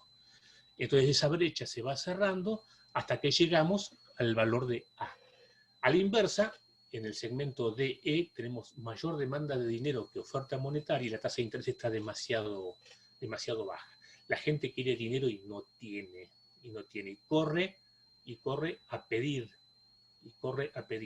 A pedir préstamos a los bancos o a pedir préstamos a particulares o a quienes los pueden dar. O eventualmente a liquidar existencias previas de bonos, o si se quiere, en el ejemplo trucho, digamos, del banco, a cobrar el plazo fijo. Viene el vencimiento del plazo fijo y el empleado con su mejor sonrisa nos pregunta si vamos a renovar y le decimos, no puedo, lo tengo que llevar porque tengo que comer. Pero mirá, te pago 2 puntos más. No hay punto más que me convenza de liquidar mi plazo fijo porque me lo tengo que llevar. Si me lo llevo y varios se lo llevan y lo hacen efectivo, lo que sucede es esto. La tasa de interés lentamente empieza a subir y se equilibra el sistema en el punto A. ¿Bien? ¿Alguna pregunta hasta acá? ¿Nadie se ha embarrado? Ahí llegamos al modelo ISLM convencional. El modelo ISLM convencional es el diagrama de Hicks y Hansen, que tiene 2 incógnitas y 2 ecuaciones. Por lo tanto, ha de tener solución. Desde el punto de vista matemático tiene solución y las formas de hallar la solución son variadas. Es bastante pomposo, tiene 4 parámetros de comportamiento. Tiene C, D, K y H, ahora vamos a ver qué son, o como las llamo yo, y 4 constantes exógenas, digamos, o que no son fáciles de modificar. Ninguna de estas 8 variables son fáciles de modificar. Ahí tenemos, por así decirlo, en primera instancia, lo que integra el modelo IS. Es una función de consumo y una función de inversión básicas, y arriba de todo, tengo lo que se llamaría la condición de equilibrio de mercado, que es que la oferta sea igual a la demanda. Por ahora no hay gobierno. Fíjese que los parámetros de comportamiento son C y D. C es la propensión marginal a consumir y D es algo así como un sucedáneo de la eficiencia marginal de la inversión. ¿Cuántos puntos de tasa de interés, mejor dicho, cuántos pesos de inversión yo voy a dejar de invertir por cada punto porcentual anual que sube la tasa de interés?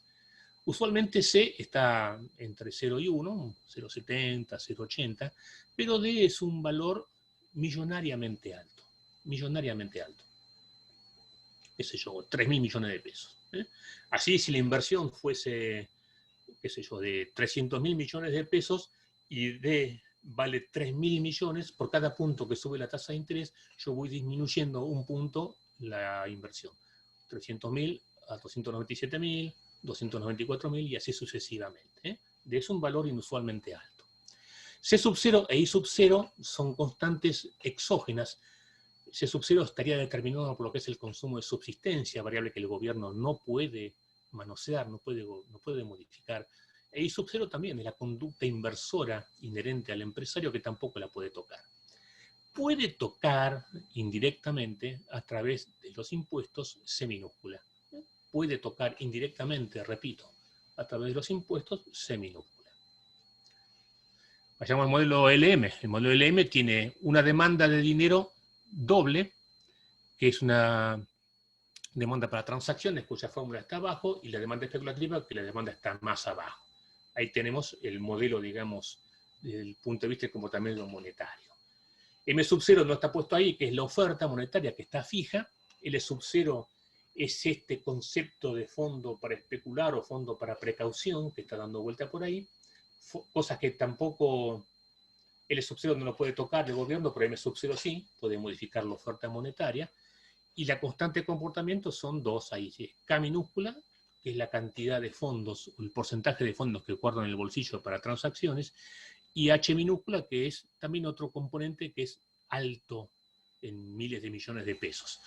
Cuánta plata la gente como sociedad se saca del bolsillo a medida que aumenta en un punto la tasa de interés. Podríamos llamarlo cuánta plata rescato de los plazos fijos o cuánta plata coloco en plazo fijo a medida que la tasa de interés desciende o sube respectivamente.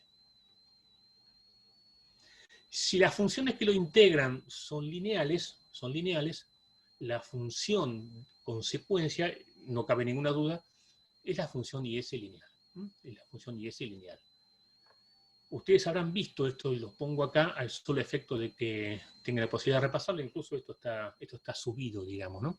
Si yo reemplazo los componentes de la demanda por sus iguales, ahí van a encontrar que despejando la renta yo puedo obtener una expresión que está ahí abajo, que es C sub 0 más I sub 0 sobre 1 menos C, menos D sobre 1 menos C por I, en su expresión ampliada o con el máximo nivel de expansión.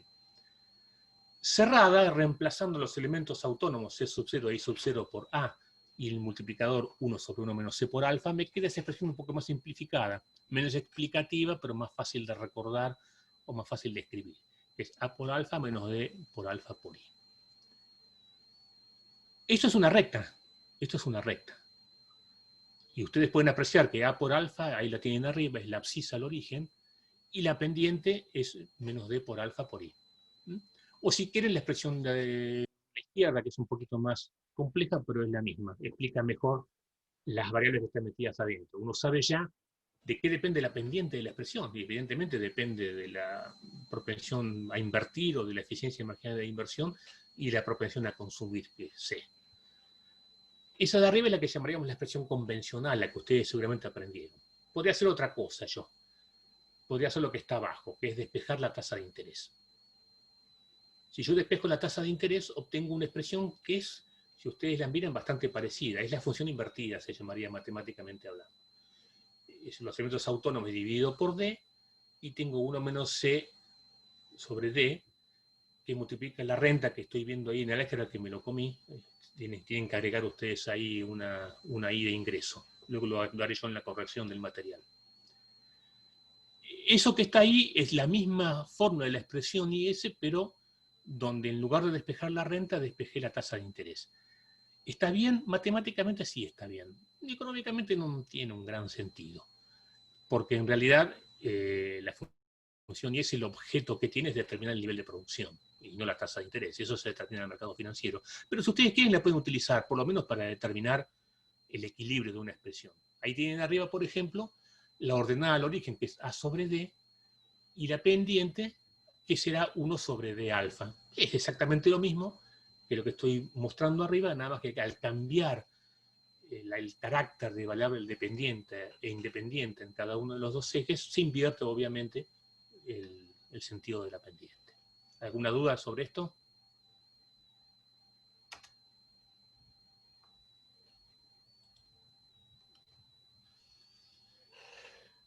La LM pasa lo mismo.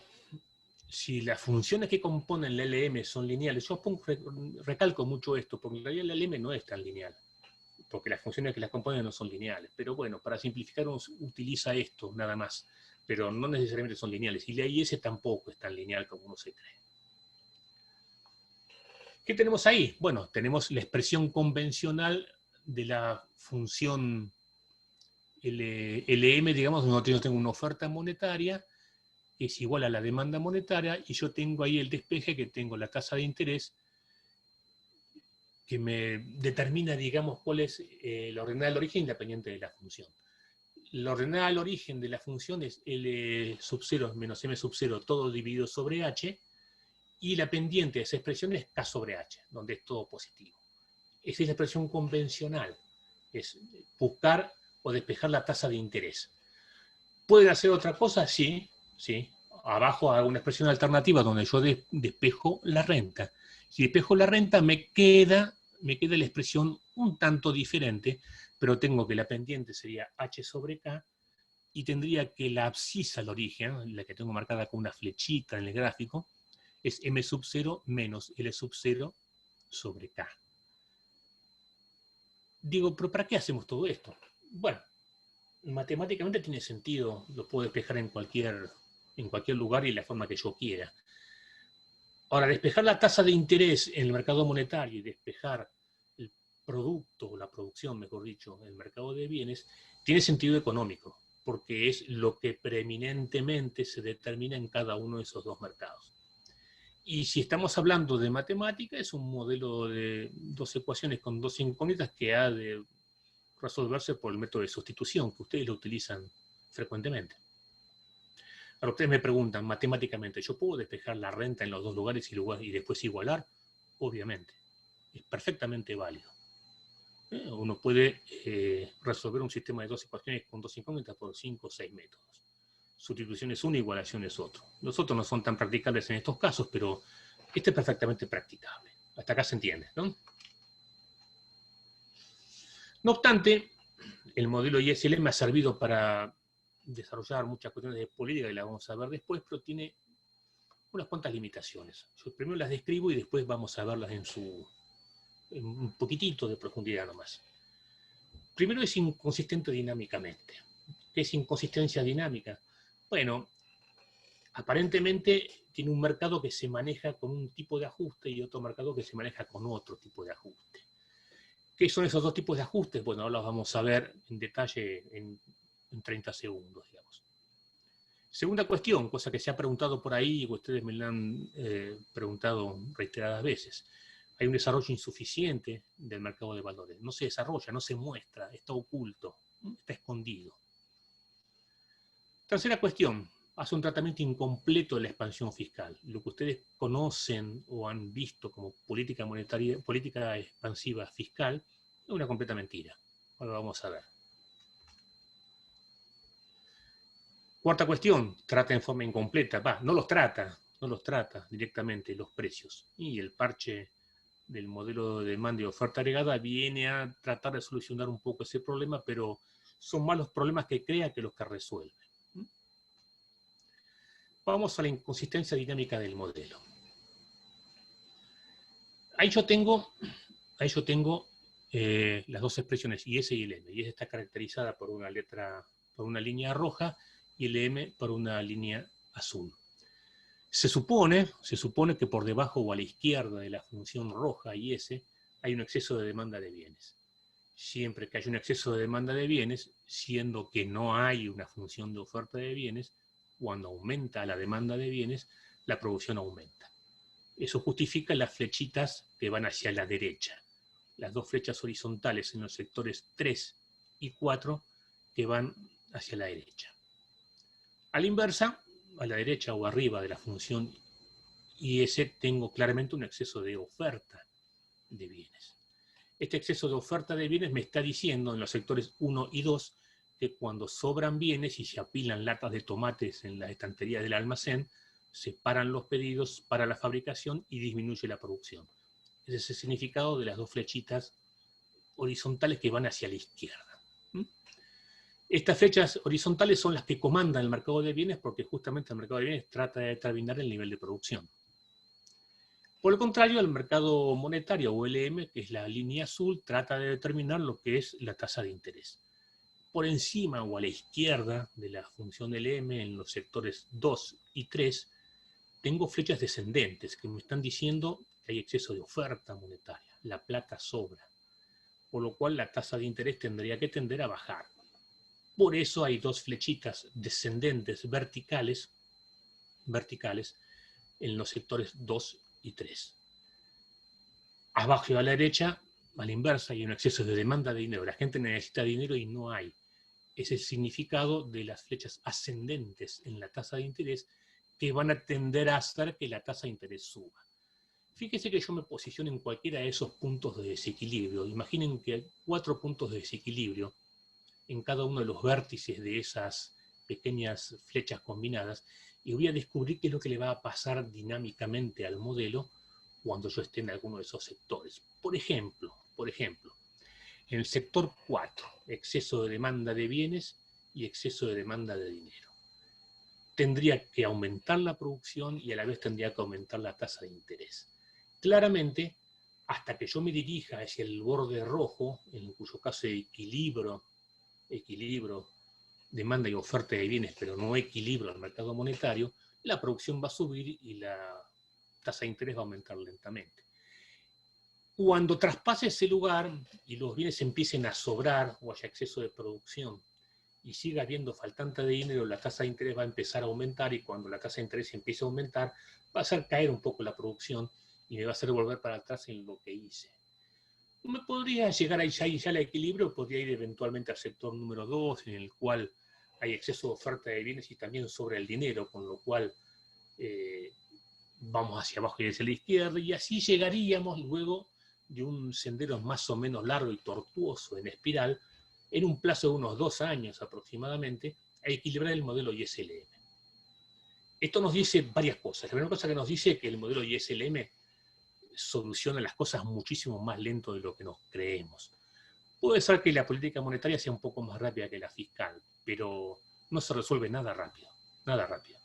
Y la segunda cosa que tenemos que entender es que llegaríamos al equilibrio si el Estado no hace absolutamente nada durante esos 6 meses a 2 años. Y ustedes saben que el Estado vive moviendo las curvas del lugar. Con lo cual, el cruce de las funciones ISLM es un blanco móvil y vivimos en perpetuo desequilibrio. Ese perpetuo desequilibrio son seguramente las oscilaciones del producto que tenemos mes a mes o trimestre a trimestre y las oscilaciones de la tasa de interés que podemos medir eventualmente día a día.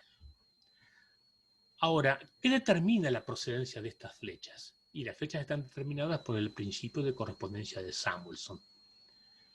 ¿Qué es el principio de correspondencia de Samuelson? Matemáticamente se demuestra, es bastante sofisticado. Antiguamente hasta se dictaba en este curso, pero no tiene ya mucho sentido. Y la explicación más intuitiva que uno puede dar respecto de esto es que los excesos de demanda de un mercado van a reflejarse eminentemente o preferentemente en la variable de ajuste de ese mercado. Entonces, los excesos de demanda en el mercado de bienes se van a reflejar eminentemente en la variable de ajuste de ese mercado, que es la producción, porque pensar lo contrario es absurdo. Seguramente los excesos de demanda de bienes pueden reflejar algún movimiento en la tasa de interés, pero no tendría necesariamente por qué ser el efecto más predominante en esa situación. Y a la inversa, el principio de correspondencia de Samuelson me dice también que los excesos de demanda u oferta de dinero van a repercutir principalmente en movimientos en la tasa de interés y no en el producto. Lo contrario sería absurdo. Pensemos, por ejemplo, en el sector número 1, que me diga, bueno, función LM. Yo tengo un exceso de demanda monetaria. ¿Qué me tiene que pasar? O me tiene que aumentar la tasa de interés para que la demanda monetaria se achique, para que la demanda especulativa se achique, o me tiene que bajar el ingreso para que se achique la demanda monetaria para transacciones. Pero eminentemente lo que primero va a pasar, lo que más rápido va a pasar en un ajuste monetario, es lo que suceda con la tasa de interés, no lo que suceda con el producto. Por eso se machaca, o se machacaba en los cursos, yo no tuve ocasión de machacarla yo este año, se machaca en que la función IS se mueve horizontalmente y que la función LM se mueve verticalmente. Lo contrario es un absurdo. Y lo que se dice, lo que he dicho es correcto porque respetan el principio de correspondencia de Samuelson. No obstante, el problema es un poco más sofisticado, un poco más complejo de lo que creemos. Ahí les muestro, en lugar de las flechas, les muestro las tensiones dinámicas o los excesos de oferta o demanda que hay en algún lugar. ¿Bien? Un sujeto llamado León Walras, creador del ajuste de cantidades, digamos, el equilibrio general, un economista alemán muy sofisticado y muy meticuloso y muy matemático, estableció una ley muy sencilla que me dice que si en un sistema económico hay n mercados y n-1 mercado de ellos están en equilibrio, el enésimo mercado ha de estar en equilibrio. No le queda más remedio. Si el sistema es cerrado, cualquier desequilibrio que se provoca en un mercado se manifestará en un desequilibrio en otro. Entonces, pensemos en un equilibrio completo en la demanda y oferta de bienes y de repente decido demandar más entradas de cine. Bueno, aumentará la demanda de entradas de cine y en algún lugar saltará el exceso de oferta. Se habrá reducido la demanda de cortes de pelo, por así decirlo. La gente habrá decidido más ir al cine y menos cortarse el cabello. Esto, simplificado para muchos mercados, si lo intentamos trasladar a este lugar, vamos a llegar a la conclusión de que no hay forma. No puedo tener en un sistema de dos mercados, no puedo tener dos mercados a la vez con exceso de demanda, como me canta el sector 4, o dos mercados a la vez con exceso de oferta, como me canta el sector 2. Si hay exceso de oferta en uno, hay exceso de demanda en el otro. Por eso solamente sucede en los sectores 1 y 3, así que algo falla. O hay un gato encerrado, o el modelo es inconsistente dinámicamente. Lo que está pasando es que hay un tercer mercado que está oculto. Tanto ustedes preguntaban por el mercado de bonos, que ahí se los estoy presentando. Keynes decía que era innecesario trazar esa línea que mostraba la existencia del mercado de bonos, porque en realidad para él el mercado de bonos era un reflejo de la demanda especulativa, con lo cual la función LM y la función BB que ustedes están viendo ahí debería haber sido la misma. LM y BB era la misma cosa. Más tarde, concretamente Patinkin, demuestra, digamos, que el mercado de valores es completamente autónomo respecto al mercado de dinero, con lo cual eso no tenía mucha certeza, digamos. Era una reflexión que probó ser rápidamente errónea. Hablo de los años 50, digamos, ¿no? Arriba estaría mostrando la solución keynesiana del mercado espejo, donde ya estoy mostrando los tres mercados. Como ustedes pueden apreciar, no van a encontrar 3O o 3D en ningún lugar. Si los dos mercados, LM y BB, tienen una línea gemela y un mercado es espejo del otro, bueno, esto puede pasar. Y donde hay ahí un exceso de demanda de dinero es porque hay un exceso de ofertas de valores. Puse valores con B corta para no poner bonos con B larga porque se me complicaría con el mercado de bienes. Bien, estoy llamando ahí valores a lo que ustedes podrían estar llamando bonos. ¿De acuerdo? Entonces, y a la inversa, un exceso de oferta de dinero es un exceso de demanda de valores. A la gente le sobra el dinero y tiene ganas de prestar, tiene ganas de demandar valores. Un valor es una obligación que refleja una deuda de alguien para quien coloca el dinero. Un plazo fijo es un valor, claramente. Un plazo fijo es un activo para mí, si es que lo hago, y es un pasivo para el banco que está obligado a devolverlo con sus intereses. ¿De acuerdo? Le podría prestar a una empresa exactamente igual que le presta a un banco. La gente aquí acostumbra a prestar a los bancos, pero la obligación negociable, por ejemplo, es un típico valor emitido por empresas. Abajo tenemos la hipótesis del mercado autónomo, la hipótesis de Patinkin, que es la que a la larga termina triunfando, donde la función BB es autónoma. Luego vamos a demostrar por qué la función BB tiene que ser siempre más aplanada que la función LM. Siempre lo va a ser. Los desafíos que intenten demostrarlo, si lo hacen, se van a dar cuenta que no se cumple el hecho de que no hay nunca 3O o 3D a la vez. Y deberían probar en cada uno de los casos el cumplimiento de esta hipótesis. Claramente, cuando hay un exceso de demanda de dinero, la tasa de interés tiene que subir. Lo que es lo mismo, cuando hay un exceso de oferta de valores, la tasa de interés tiene que subir. ¿Qué es un exceso de oferta de valores? Un exceso de oferta de valores implicaría que son más las empresas que quieren pedir prestado que los inversores que quieren prestar. Entonces las empresas que quieren pedir prestado están dispuestas a pagar más tasa de interés por la plata que pidan prestado. Esto implica claramente como consecuencia el ascenso en la tasa de interés. Vamos a después profundizar un poco sobre esto. Claramente ya no hay 4 sectores, sino que hay 6, con lo cual empezamos a arruinarnos un poco la vida. Vamos al tratamiento incompleto de las expansiones fiscales. Aquí les muestro 3 casos. Ustedes están acostumbrados a ver en la política fiscal como un movimiento de la función IS que se enfrenta a una función LM inmóvil, y saltamos así del punto A al punto B, pero en realidad ese es el menos frecuente de los casos, o posiblemente ese caso no exista nunca, jamás, jamás. Porque ninguna decisión fiscal, como digo ahí en el recuadro verde, es independiente de cómo se va a financiar. Yo les digo a ustedes, bueno, vamos a hacer una política fiscal, un aumento del gasto público, desplaza la función IS, se enfrenta a la función del M, aumenta el ingreso, aumenta la tasa de interés. Yo los paro y les digo, está bien, ¿cómo lo pago? ¿Cómo lo pago? Y yo les debería responder que la única posibilidad de que esto sea cierto, esto sería cuando al Estado le agarra un súbito ataque de generosidad, tiene un montón de fondos acumulados y guardados físicamente en el Tesoro, y como si fuese una decisión generosa de un rey, ha decidido empezar a gastarlos. Cosa que, como ustedes pueden saber, no sucede nunca. Nunca va a pasar. Por lo menos en la economía cerrada esto nunca va a pasar. Lo que sí puede pasar es algo de las 3 alternativas de arriba. Si hay un aumento en el gasto que está financiado con emisión monetaria, ya sabemos que se mueven ambas. La función IS, que es la línea roja, y la función LM, que es la línea negra.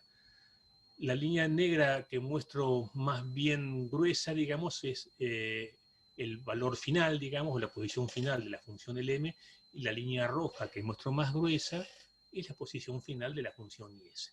Vamos de A a B. ¿De acuerdo? Pero no es el caso original de política fiscal que ustedes estudiaron. Vamos al segundo caso. No quiero emitir dinero porque tengo miedo que provoque inflación. Lo que voy a hacer, voy a emitir bonos o deuda del Estado. Bueno, fantástico.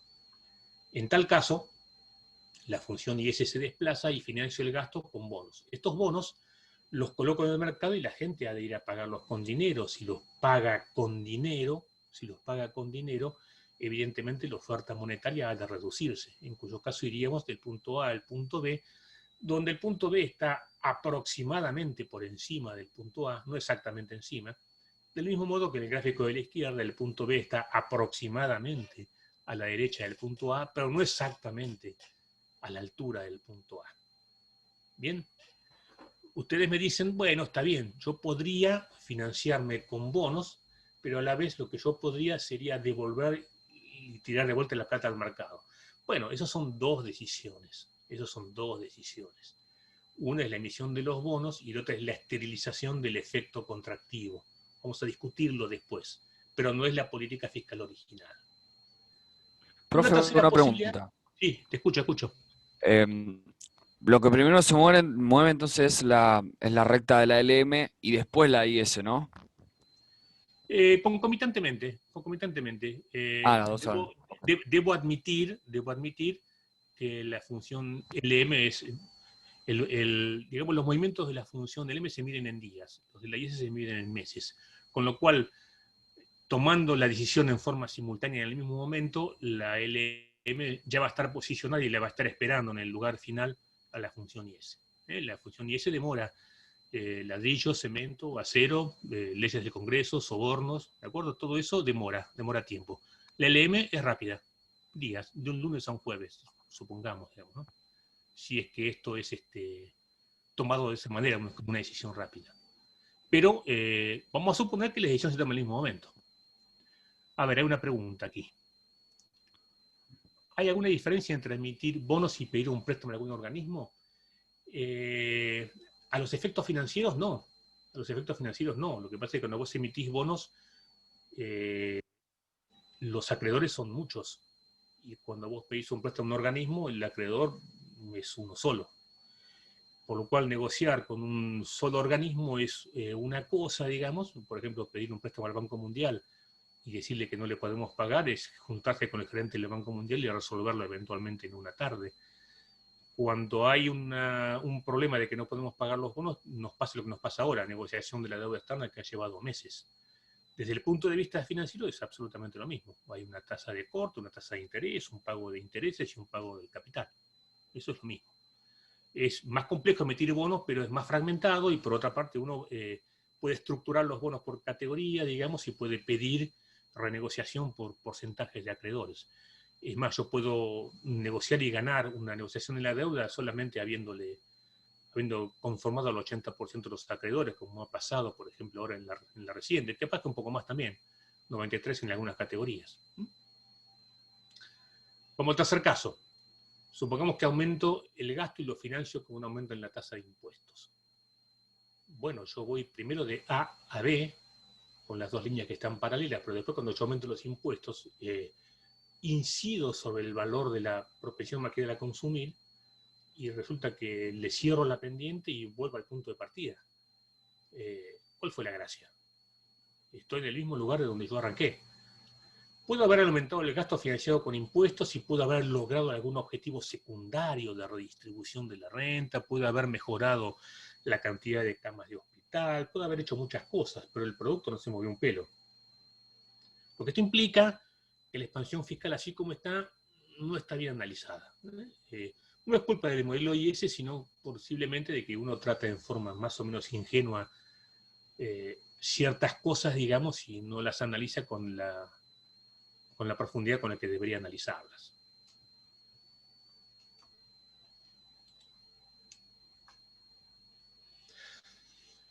Se intenta solucionar el problema de los precios, intentando explicar o generar, digamos, una función alterna que es la demanda agregada, que en definitiva viene a ser una conjunción de múltiples equilibrios ISLM para diferentes niveles de precios. Esto se sustenta supuestamente en el hecho de que la función IS es inamovible para cualquier nivel de precios y que la función LM es móvil y depende de cada nivel de precios, porque para cada nivel de precios existe un cierto equilibrio y una cierta tasa de interés que le da lugar. Entonces la conjunción de todos esos equilibrios mostraría que para cada nivel de precios hay una función LM distinta, hay un diferente equilibrio y es LM que le da lugar, y hay una función de demanda agregada que resume todo eso. Frente a esa función de demanda agregada que ustedes estudiaron, si hay una demanda agregada es porque hay una oferta agregada. ¿Qué ponemos en la oferta agregada? ¿Con qué rellenamos los estantes vacíos de este mueble? Bueno, el costado de la producción, el costado del mercado de trabajo nos dice que por lo menos han de existir tres posibilidades o tres formas de oferta agregada. La oferta agregada es cuánta producción se genera a los diferentes niveles de precios. El sistema keynesiano puro del modelo ISLM pone una oferta agregada horizontal, yo lo llamo ahí OA sub K, que dibujarlo o no dibujarla da lo mismo, porque en definitiva es la negación del modelo de demanda agregada. Si yo pongo esa oferta agregada, estoy diciendo, bueno, si al fin y al cabo el nivel de precios está fijo y no va a aumentar, no hay razón por la cual pensar que los precios puedan subir. Si los precios no pueden subir, el sistema es monodimensional.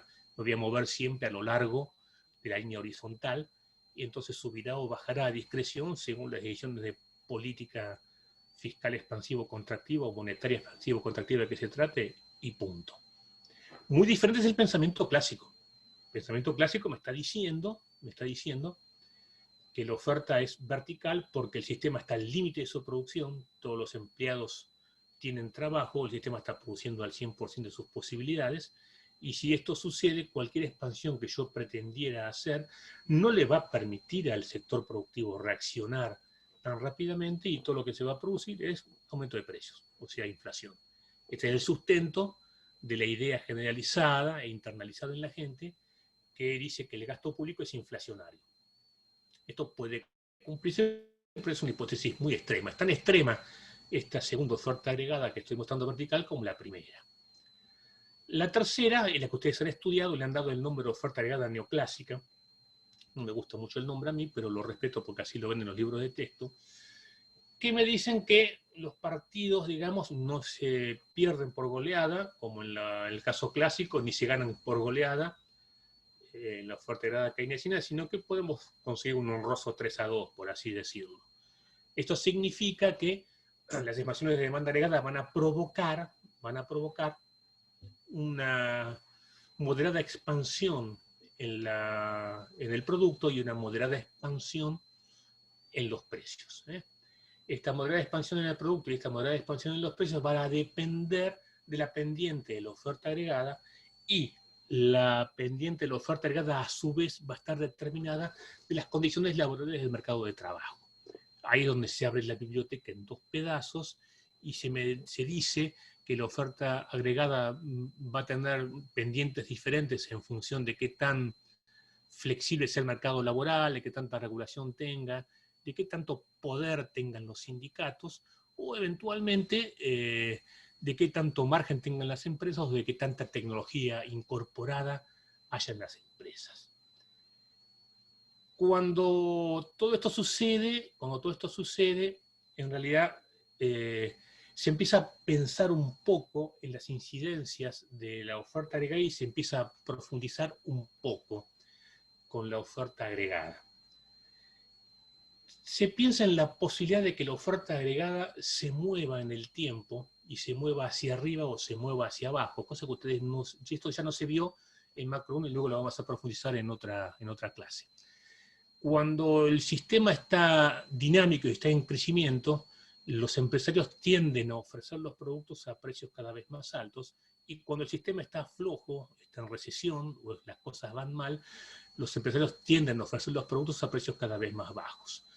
Conclusión, si yo expando el producto con la demanda agregada y provoco una expansión, seguramente lo que va a pasar es que la oferta agregada reaccione moviéndose hacia arriba y termine todo arriba, como si la oferta agregada hubiese sido vertical. No es que sea vertical, pero se mueve. Este es un problema grave que desemboca, si lo invertimos. Estas expresiones son las que me muestran cómo se comporta la oferta agregada dinámica. No se preocupen, no las vamos a explicar hoy, sino que las vamos a explicar en la clase que viene, que me muestra cómo los precios a los que vendo el término presente equivalen a los precios del término anterior, multiplicados por un coeficiente de reacción, que es epsilon, que depende del desempleo, concretamente. Si yo consigo sobreempleo y el mercado empieza a funcionar mucho mejor, los precios del año que viene van a subir. Si yo no consigo esto, los precios van a bajar. Descartemos, por favor, la existencia de inflación crónica como tenemos nosotros. La inflación crónica no es necesariamente un síntoma de crecimiento de auge de la economía. Estamos hablando de que estas cosas pasen en un sistema con precios estables o con una mera inflación friccional. Con una mera inflación friccional. La inversión de todo esto desemboca en varios problemas, que ya los vamos a ver en la clase que viene, pero se los presento. El primer problema que desemboca la oferta agregada dinámica es que si damos vuelta a esa oferta agregada dinámica, nos vamos a encontrar con la llamada curva de Phillips. La curva de Phillips me vincula inflación y desempleo. Y el segundo problema que tiene es que doctrinariamente se empiezan a encontrar fallas o fisuras al modelo de demanda y oferta agregada, y aparece toda una escuela de economistas que descree de las políticas de demanda agregada. ¿Cuáles son las políticas de demanda agregada? Bueno, las políticas de demanda agregada son aquellas que empujan hacia la derecha la función de demanda agregada. Esto es una expansión fiscal o expansión monetaria. A la inversa, yo puedo contraer la demanda agregada contrayendo la parte fiscal de cada economía o contrayendo la oferta monetaria. Los economistas de oferta que aparecen en los 80 y a fines de los 70 empiezan a decir que las políticas de demanda agregada no sirven para nada porque tarde o temprano terminan siendo anuladas por los desplazamientos de la oferta agregada. ¿Por qué? Porque los empresarios se comportan racionalmente y reaccionan aumentando los precios frente a las expansiones y bajándolos frente a las contracciones. Así de sencillo. Así de sencillo. Y forman la escuela de los llamados economistas de oferta. Esto ya estamos entrando en territorio nuevo, que me dice que las verdaderas políticas deberían afectar la oferta agregada y el mercado de trabajo. Desde un costado de la biblioteca tenemos la desregulación de las relaciones laborales, la licuación del poder sindical, la aplicación de tecnología creciente en las relaciones laborales y la creación de convenios de trabajo polifuncionales. Eso haría que sistemáticamente la oferta agregada vaya hacia abajo y pueda ofrecer crecientemente productos a precios cada vez más bajos. El otro costado de la biblioteca, supongamos que el de recién fue el costado derecho y ahora mencionaré el costado izquierdo, diría que lo que hay que hacer es forzar a las empresas a que bajen su margen de rentabilidad porque están ganando demasiado dinero, que no habría por qué tocar el costado sindical porque la fortaleza sindical implica una estabilidad en la relación laboral entre trabajadores y empresarios, etcétera, etcétera, y eso haría que si yo bajo el margen de rentabilidad empresarial, la oferta agregada también podría ir hacia abajo y mejorar algo. Vamos a profundizar sobre esos aspectos, ya a partir de la clase que viene vamos a empezar a ver la economía que viene después. En macroeconomía 1, como ustedes pueden apreciar, es una macroeconomía que finaliza, por así decirlo, en los años 70, con la curva de Phillips. Cuando sobreviene la crisis del petróleo en el año 73 y los 2 años siguientes, que provoca una crisis gigantesca mundial, no grave como en el 2008, pero una crisis de inflación que atacó a todos los países, insólito, Estados Unidos con una inflación del 30% anual, insólito para ellos, digamos, en nuestro caso fue bastante peor, ¿no? Cuando sucede una cosa como estas, la curva de Phillips estalla por los aires, demuestra no servir para mucho. Se hicieron adaptaciones pensando que en realidad en largo plazo podía tornarse vertical, pero en realidad dio paso primero a la Escuela de Economistas de Oferta y en segundo lo que se llama la teoría del ciclo real. La teoría del ciclo real empieza a interpretar los ciclos y las oscilaciones económicas como movimientos que tienen que ver con la economía real y con el sector productivo. Hay teorías del ciclo real que se van a ver en este curso, obviamente, algunas, hay varios modelos de ciclo real. Y la tercera cuestión que aparece es el tema de regular la inflación a partir de teorías o métodos más o menos sofisticados. Controlar la inflación, que era una consecuencia lógica de la curva de Phillips, podía hacerse a través de la tasa de interés, un método antiguo. Se podía hacer por agregados monetarios. Controlar la cantidad de dinero que circula todo el tiempo es un método para controlar la inflación. Eso fue lo que hizo Cavallo, por ejemplo. Paró la oferta monetaria en seco y paró la inflación en seco directamente.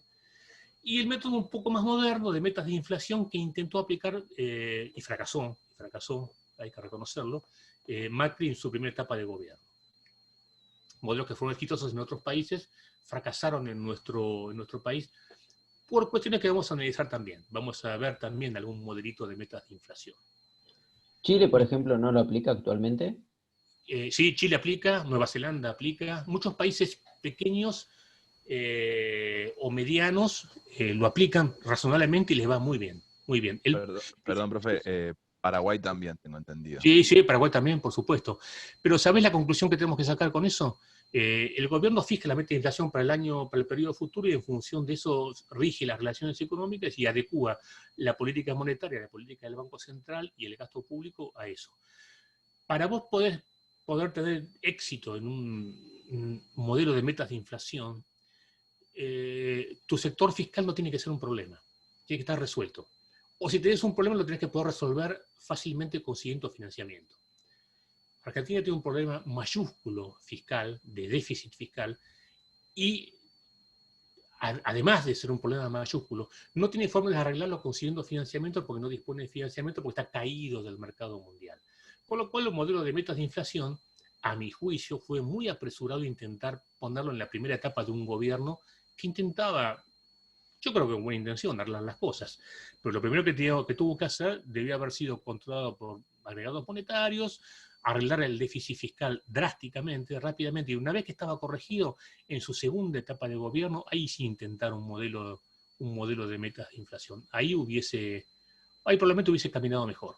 Pero fracasó no porque el modelo sea malo, fracasó porque las condiciones de marco en las cuales pretendió aplicarse estaban completamente desquiciadas, a mi juicio, ¿no?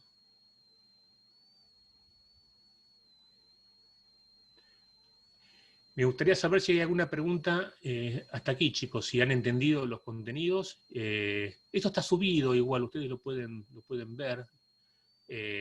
vamos a ver la segunda parte de esto en la próxima clase y arrancar ya sobre la siguiente presentación. Y bueno, para repasar cualquier duda, cualquier cosa que le haya quedado pendiente o colgada, digamos, alguno de estos temas, cualquier texto de Macroeconomía 1, incluso los que figuran en el material publicado de Macro 1, son perfectamente útiles para esto. En concreto, el modelo de oferta agregada dinámica está en cualquier edición de Dorwush, no está en otros libros, pero Dorwush y Fisher, desde la quinta edición en adelante, los tiene perfectamente. Igual lo vamos a ver en profundidad en la próxima clase, no se preocupen por eso. ¿Alguna duda hasta aquí? ¿El silencio implica aprobación? Bueno, vamos a... No, no hay duda, se entiende bien. Bueno, bien, me alegro. Sí, el que calla otorga, verdaderamente.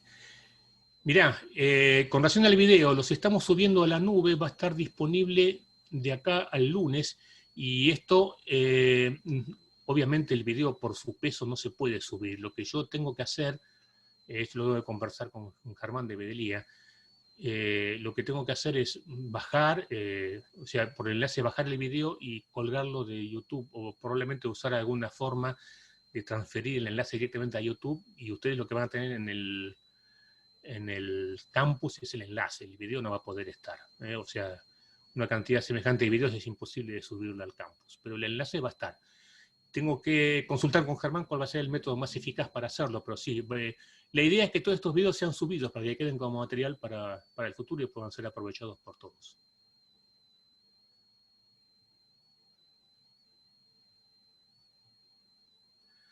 Bueno, chicos, hasta aquí llegamos. Me despido y bueno, nos vemos el próximo miércoles. El próximo lunes van a tener reunión con Roberto Ortea. Creo que el horario es 17:30, perdón, 17:30. Profe, yo que, tengo una duda con respecto al horario. contame. Siempre va a ser hasta 9:30 hoy es miércoles, ¿no? Los miércoles. No Oh, lo sé, hasta que termine. Está un horario que está fijado en 3 horas, pero es absurdo pensar que claro, yo pueda por eso aguantar 3 preguntaba. horas y absurdo pensar que ustedes pueden aguantar 3 horas. Es más, me estiré más de la cuenta. Pensaba cortar a las 9 y como me embalé y la cosa parecía que venía bien, seguí un poco más. Pero por lo general voy a intentar que esto dure 1 hora y media, 1 hora 40 como mucho. Ese es el horario que más o menos tengo previsto, porque si no se puede tornar sumamente tedioso, lo reconozco. Este formato no es tan dinámico como una clase presencial, que uno cambia la vista de lugar, uno se distrae un poco, hasta uno puede plantear una pausa de forma voluntaria, que no se puede hacer esto. Así que no más de 1 hora y media en general por regla es lo que vamos a intentar. ¿Estamos? Listo, gracias, profe. Nos vemos, chicos, Entonces, será hasta el próximo miércoles conmigo y hasta el lunes con Roberto. ¿De acuerdo? Chao, profe. Nos vemos. Buenas noches. Chao, gracias. Igualmente.